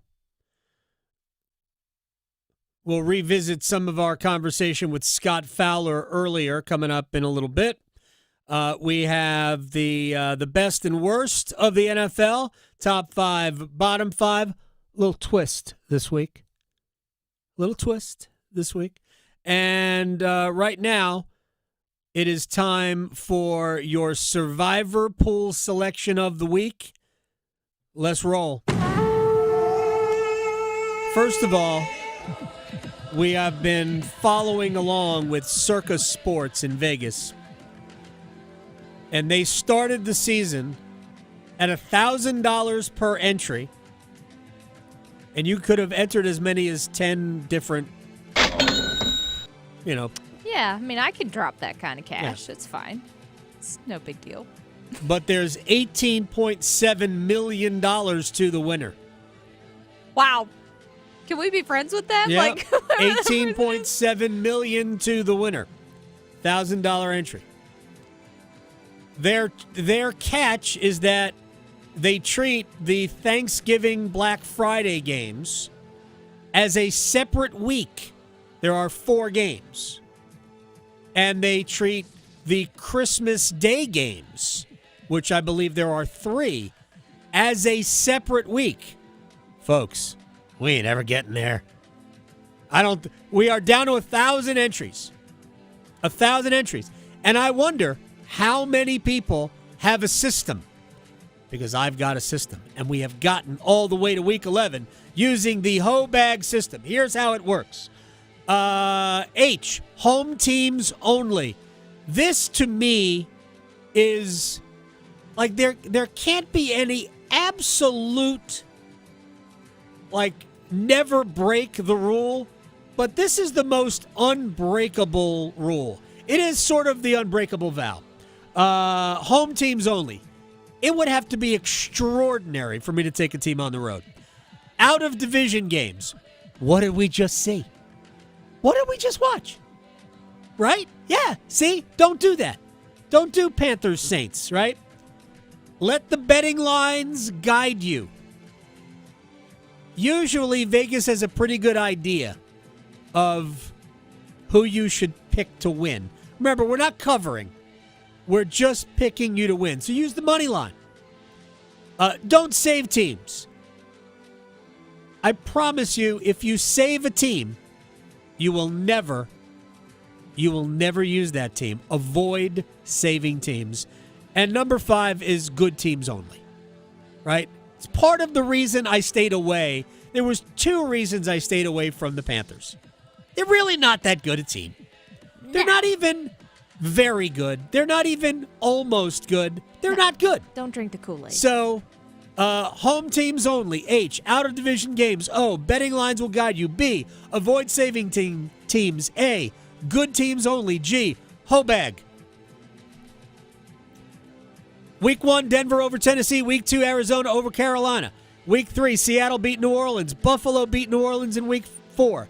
Indianapolis beat the Raiders in Week 5. Green Bay beat Cincinnati in 6. In Week 7, Chicago beat New Orleans. Kansas City beat Washington in Week 8. The Rams beat New Orleans in Week 9. The Chargers defeated Pittsburgh last week.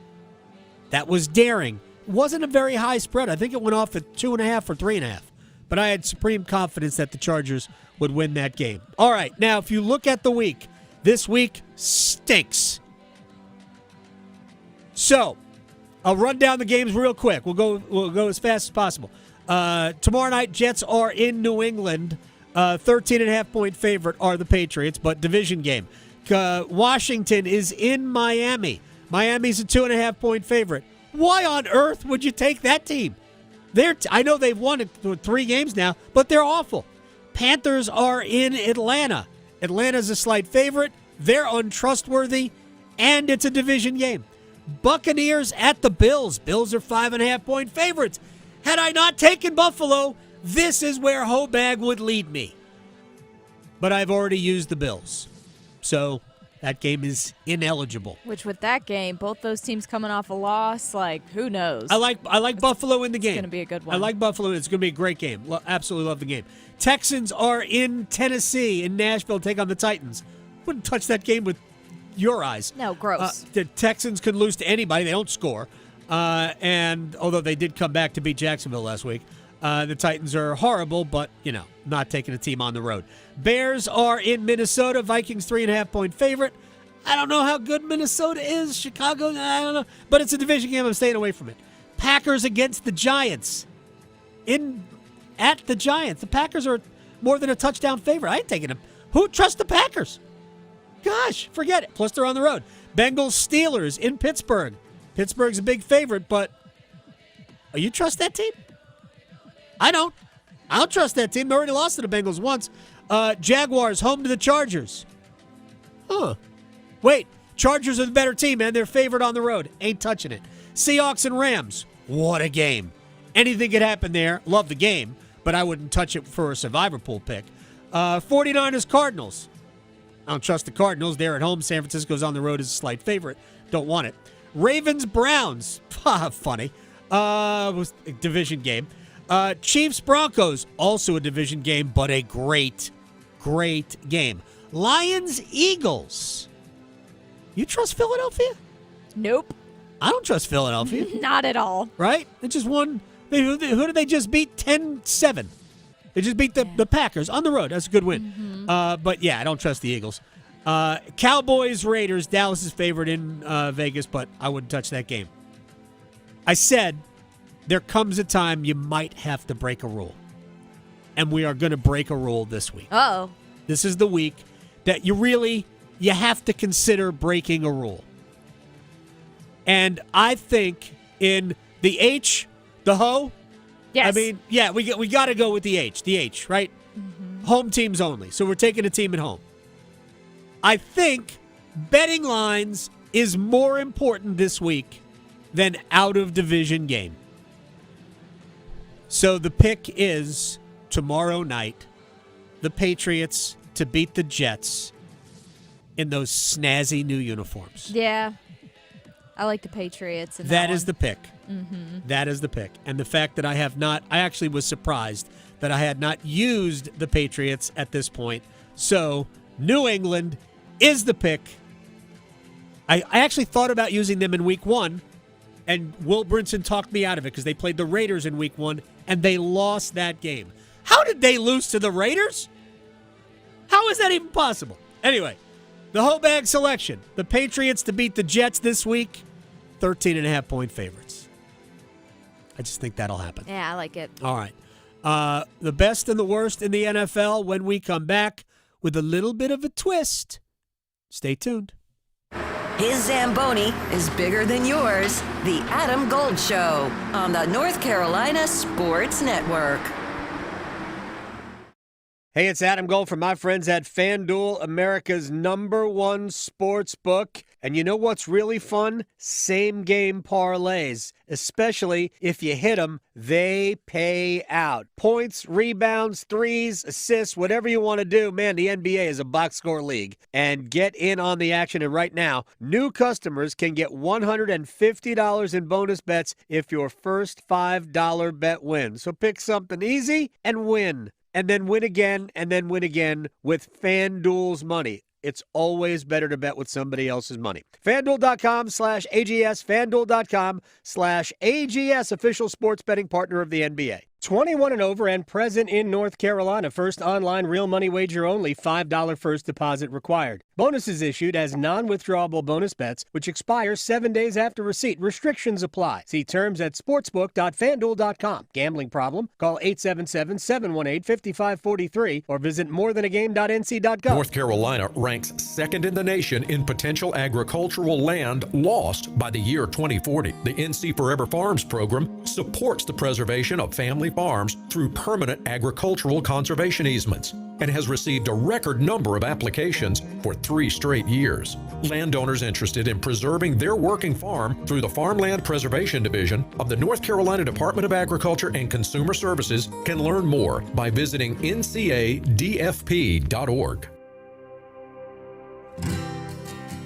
When people put their feet under a table, it means more than just consuming food. Getting the restaurant back open, that meant to the community a lot of normalcy.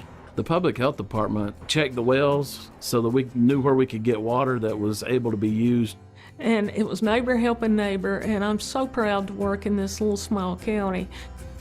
NC Public Health, everywhere, every day, everyone. You don't need a 4-year degree to have a rewarding career that makes a difference in people's lives every day. As a public power line worker, you'll build and maintain a locally owned and operated electric system to keep the lights on in your community. 4 months in a community college program provides the training you need to begin your career as an apprentice line worker in public power. And being a local government employee in North Carolina comes with excellent benefits. To learn more about line worker and other public power careers, visit electricities.com. Are you looking for a 2-year hands-on agricultural degree while still gaining the university experience? I'm Lee Ivey, Director of the Agricultural Institute at NC State University. We offer 6 associate's degrees that span the agricultural industry and set our students up to meet their goals. Come live on campus, learn on our farms, and be a part of the NC State community. Learn more about our program online by searching NC State Ag Institute. 2 years, 1 degree, endless possibilities.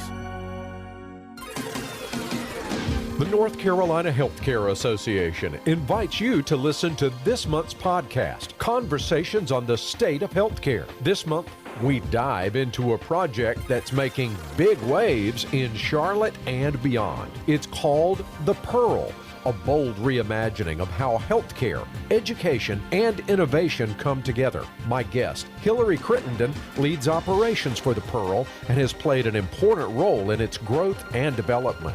The Pearl is an innovation district. We brought together medical education, cutting-edge research, and really big and small players in the healthcare space who are advancing science in a really interesting way, all together in one place. You can learn more and join our latest Conversations on the State of Healthcare wherever you listen to your favorite podcasts. And find out more by visiting nchealthcare.org.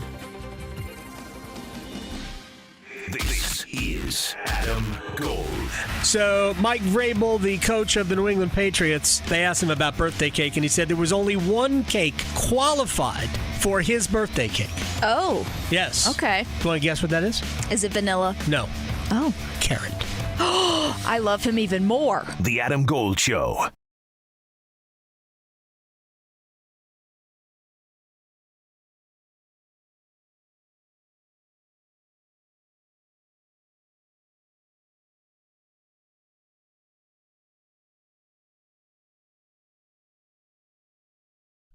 It's the Adam Gold Show. I'm Adam Gold, Victoria producing the program.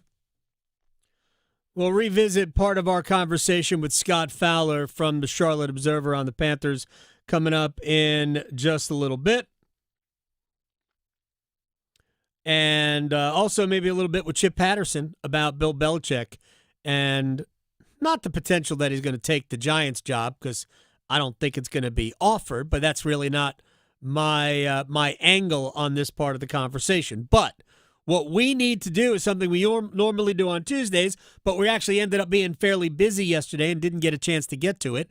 So it is time for the top 5 and bottom 5 in the National Football League as we approach Week 12. So let's.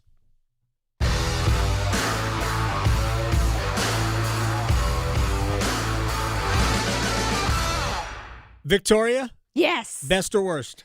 Ooh, let's get the good out so we can get to the juicy. All right, yeah, and the twist does come in the in the bottom 5. All right, we'll start at number 5. Number 5, the Indianapolis Colts, who are 8-2, have the best point differential in the National Football League at plus 115. They defeated Atlanta, which still counts as an NFL win, a week after losing to the Steelers inexplicably, except that it's the NFL and anything could happen. They're idle this week, the Colts are, before playing in Kansas City next week. That should be super fun. Number 4, the New England Patriots at 8-2. They have won 7 in a row. They are 5-0 on the road. It's pretty good. Just winning in Tampa this past week, an outcome we predicted. And they host the New York Jets tomorrow, which is like being on a bye week. Number 3, the Detroit Lions, 6-3. The plus 83 point differential for a team with 3 losses is pretty impressive. They are in Philadelphia this week, and they just beat Washington, even though Washington has Marcus Mariota at quarterback and appears to be one of the dirtier teams in the league. Who is it? Payne? Forget his first name. He got a 1-game suspension for throwing a punch at Amon-Ra St. Brown. The Washington complains that it was St. Brown that actually threw the first punch, but it was apparently like several plays earlier. Whatever. I'm sure that happens. I'm sure that Amon-Ra St. Brown will receive a letter from the league. 6-3, Detroit, number 3. Number 2, and this was close. Number 2, the Seattle Seahawks at 7-2. They have the second best point differential in the NFL at plus 103. They are 4-0 on the road and have won 4 in a row. Number 1, the Los Angeles Rams. Third best point differential at plus 98. They have also won 4 in a row. They are 4-1 on the road. And they should have won at Philadelphia early in the season. And they should have also beaten San Francisco. The kicking game failed them twice. They had field goals blocked in Philadelphia, and if it wasn't blocked, missed against San Francisco, that would have given them wins. And these two teams play each other in Los Angeles at SoFi on Sunday. That is fantastic. Those are the best 5. Nothing funny or twisty about the best 5. Let's get to the bottom 5, shall we? Number 28, Victoria, the Buffalo Bills. Look at that. You did what in Miami? Exactly? I know. What? They apparently went to the beach and not to the football game.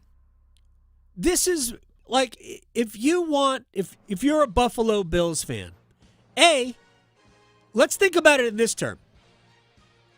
If you're a Bills fan who lives in Buffalo and you have Bills tickets, don't you want to go to a home playoff game?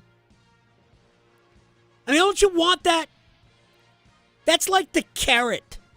That's the prize to the fan investment in your football team. As somebody who grew up in a household with season tickets to an NFL team, purportedly an NFL team. Yes, it was the Jets, but still an NFL team. The whole reason we had season tickets, the whole reason was the hope that we would get a home playoff game. I'm trying to remember how many we had. I think we had one in my lifetime going to Jets games. That's all you want. And Sean McDermott and company have puked all over the Bills' chances of hosting a playoff game. That is the big FU to your fans. How do you sleepwalk through that game against the Dolphins after sleepwalking through a game against the Falcons? Those are two of their losses. You want to lose on the road to the Patriots? Hey, they're good. You want to lose on the road to whoever they played out of the division, right? Go ahead. Don't lose to the Dolphins and the Falcons. My gosh. Anyway, number 28. Number 29. The Green Bay Packers. You've got 3 losses. At least the last one was to a legitimate team, the Eagles. But your other losses are on your field to the Panthers, who we've established aren't good. You lost. Who else did you? You tied Dallas, and I'm drawing a blank on the other team that they lost to. They haven't lost anybody good. Like, what are we doing? Again, same deal. On top of the fact that the Packers are owned by the fans. They don't have an owner. It's a community-owned team. Unbelievable. What an unbelievable situation of taking your eye off the ball, Green Bay. Number 29. Number 30. The Carolina Panthers. There we are. Absent for a few weeks. I know. But you can't Green Bay and then New Orleans without ramifications. No. That's garbage. You just can't do that. I know. Well, we just switched places with the Buffalo Bills, I guess, in their Airbnb in Florida. There you go. There you go. Here's the thing about the Panthers, and like we talked about this with Scott Fowler. I do think that the way they have won some games, whether it's Dallas or Miami or Green Bay, right? They fell in love. They fell so in love with how they won those games. Just keep giving it to Rico. That they forgot that well-coached football teams who have at least decent defenses are capable of taking away the one thing you want to do. And then you have to beat them another way. Our old friend Steve Logan likes to say, make them beat you left-handed. And the Panthers had no left hand. None. Because they did not try anything. They didn't change the speed with which they played. They didn't go no huddle. They didn't try different formations. They didn't try different personnel groups. They just said, well, Rico Daddles worked really well for us, so we're just going to keep doing that. And they did it series after series after series after series after series. It worked the first series, and then the Saints went, that's all you got, huh? It ain't working anymore.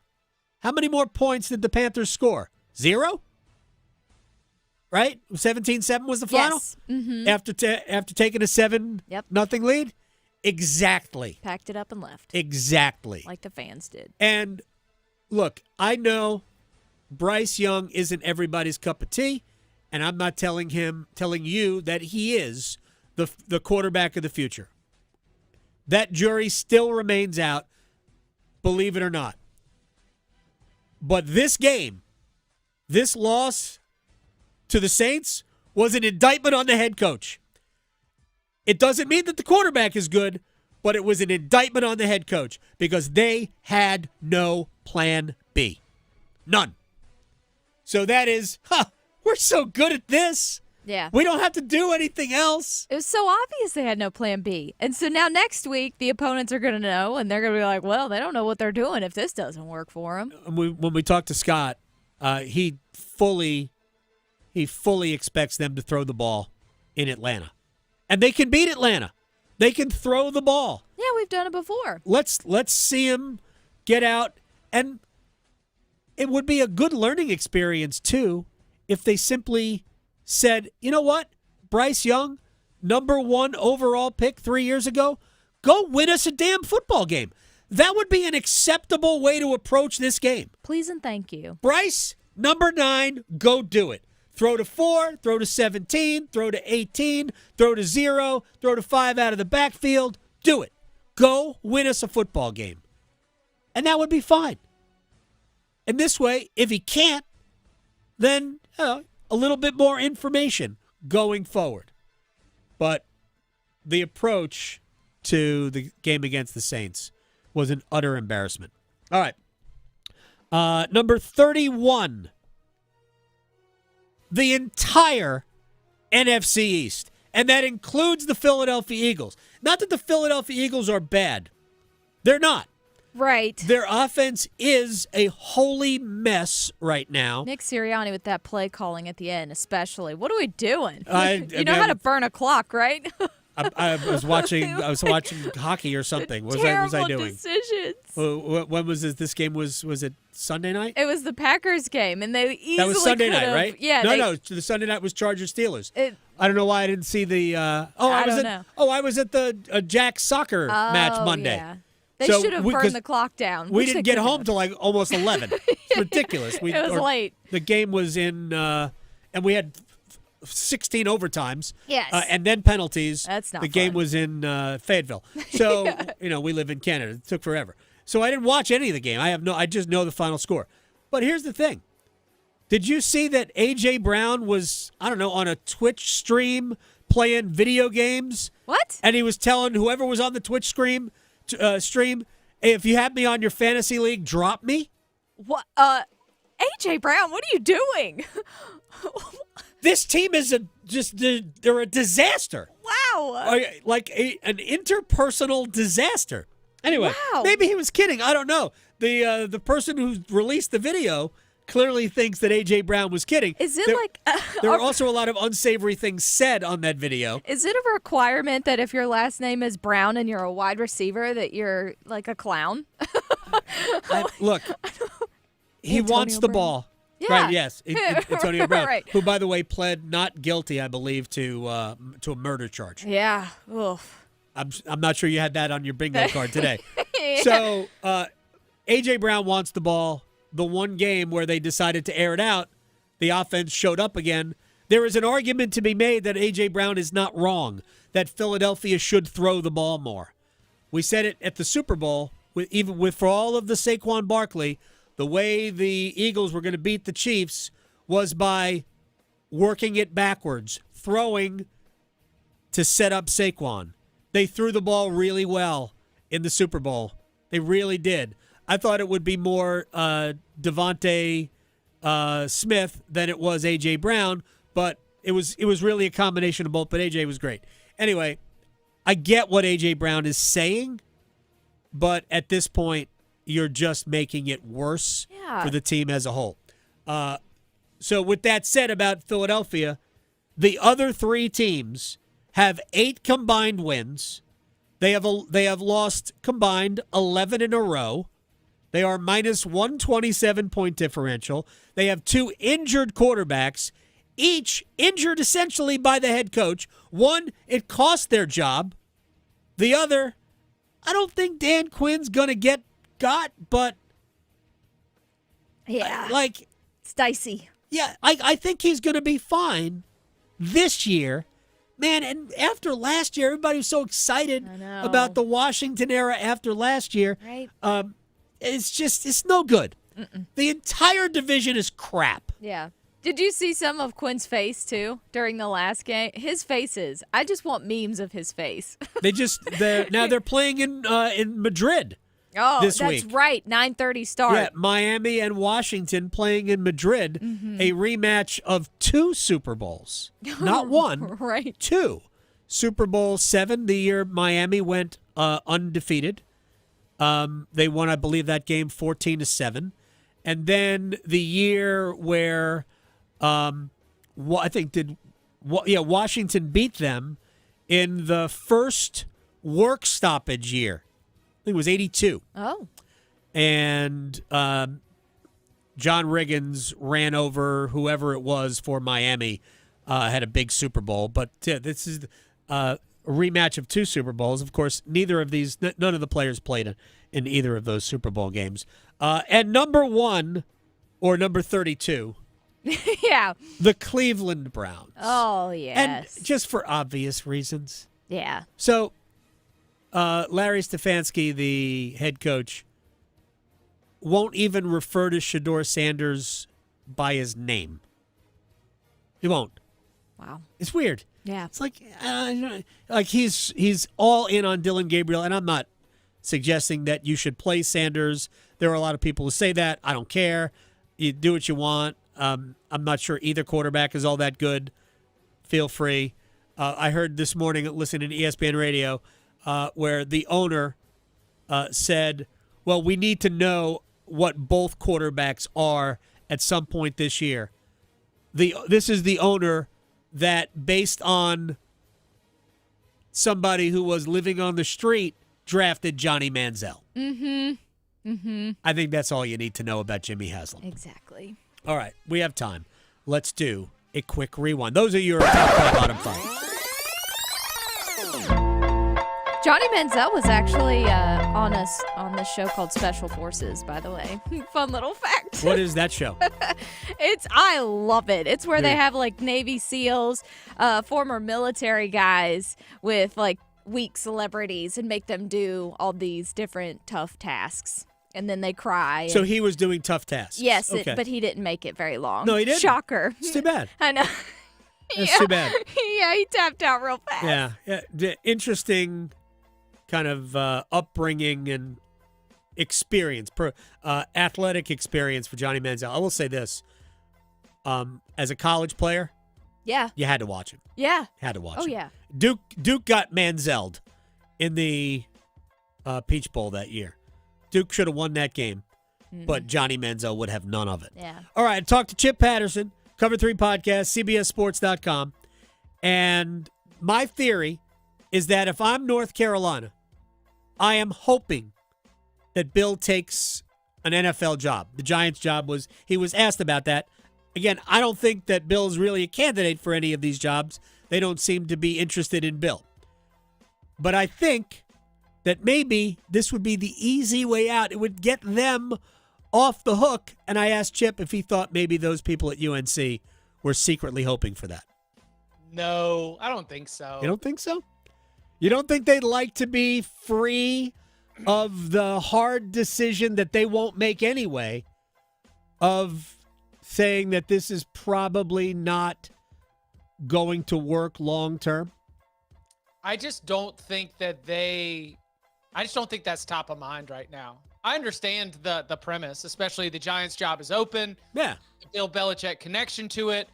But, I think that you could just look at the NFL hiring cycles the last couple of windows and wonder. I mean, I tell you what, the emotions would be different if this North Carolina football team was, 6-3, right? Right. Instead of 4-5. Yeah, they could have easily won the Cal game and the Virginia game. Like, I think that if it was a 6-3 football team with a few different bounces, you're a little bit more worried about it. I just don't know. I just don't know if it's even worth getting out. If this universe only gives you but so many opportunities to rub rabbits' feet or participate in such superstitious activity, I would not waste them on a situation that does not appear as dire as whether or not the New York Giants will come calling for your football coach. I think there are bigger pieces moving around right now. Chip and I agree. The NFL's not interested, so it's not really but it's not really an issue. And maybe it's not even, doesn't have to be a consideration. But if the NFL were interested, you're trying to tell me that the powers that be at UNC wouldn't be thrilled to not have the financial obligation anymore? Because I think they would be. All right, one more thing. I asked Scott Fowler, Charlotte Observer. Remember last year, we didn't know what value. I didn't know what value to place on those games that Bryce Young played that didn't matter whether they won or lost. There were still games you were trying to win, but they didn't matter. And I asked Scott Fowler if that's sort of hampering them now. Yeah, no, it's a good thought. And let's say this, too. That didn't change a ton in their playoff standings. They went into, despite how bad of a loss that was, they went into that 9th in the NFC and came out of it 9th in the NFC. Now, they could have moved up, of course, because Tampa lost and some other teams lost, but they're still around. I mean, but they're going to have to do it in a much tougher way, and I think their playoff chances are probably around 10%. By this time, most of the past 5 or 7 years, it's been about 1%. So that's better. But I do agree that they've got to step it up. They're no longer just playing games. I mean, for instance, they play Atlanta this weekend. They beat them 30-0 here. But Atlanta is one of those weird teams that, can look like $1 million for a couple of quarters and easily could lose that one. In fact, they're underdogs. But if you're going to do anything, you got to beat Atlanta, all right? Right. Pardon the train that's flying Quite all right. here. I love Americana. That one may be headed your way. I don't know. That may be an Amtrak or something. But anyway, yeah, they're in a spot again where this is another inflection point in the season this weekend. It is. The win matters. If you want to make the playoffs, no option. Victoria, thank you. Bye. Because your fantasy football team needs all the help it can get, the Adam Gold Show on the North Carolina Sports Network.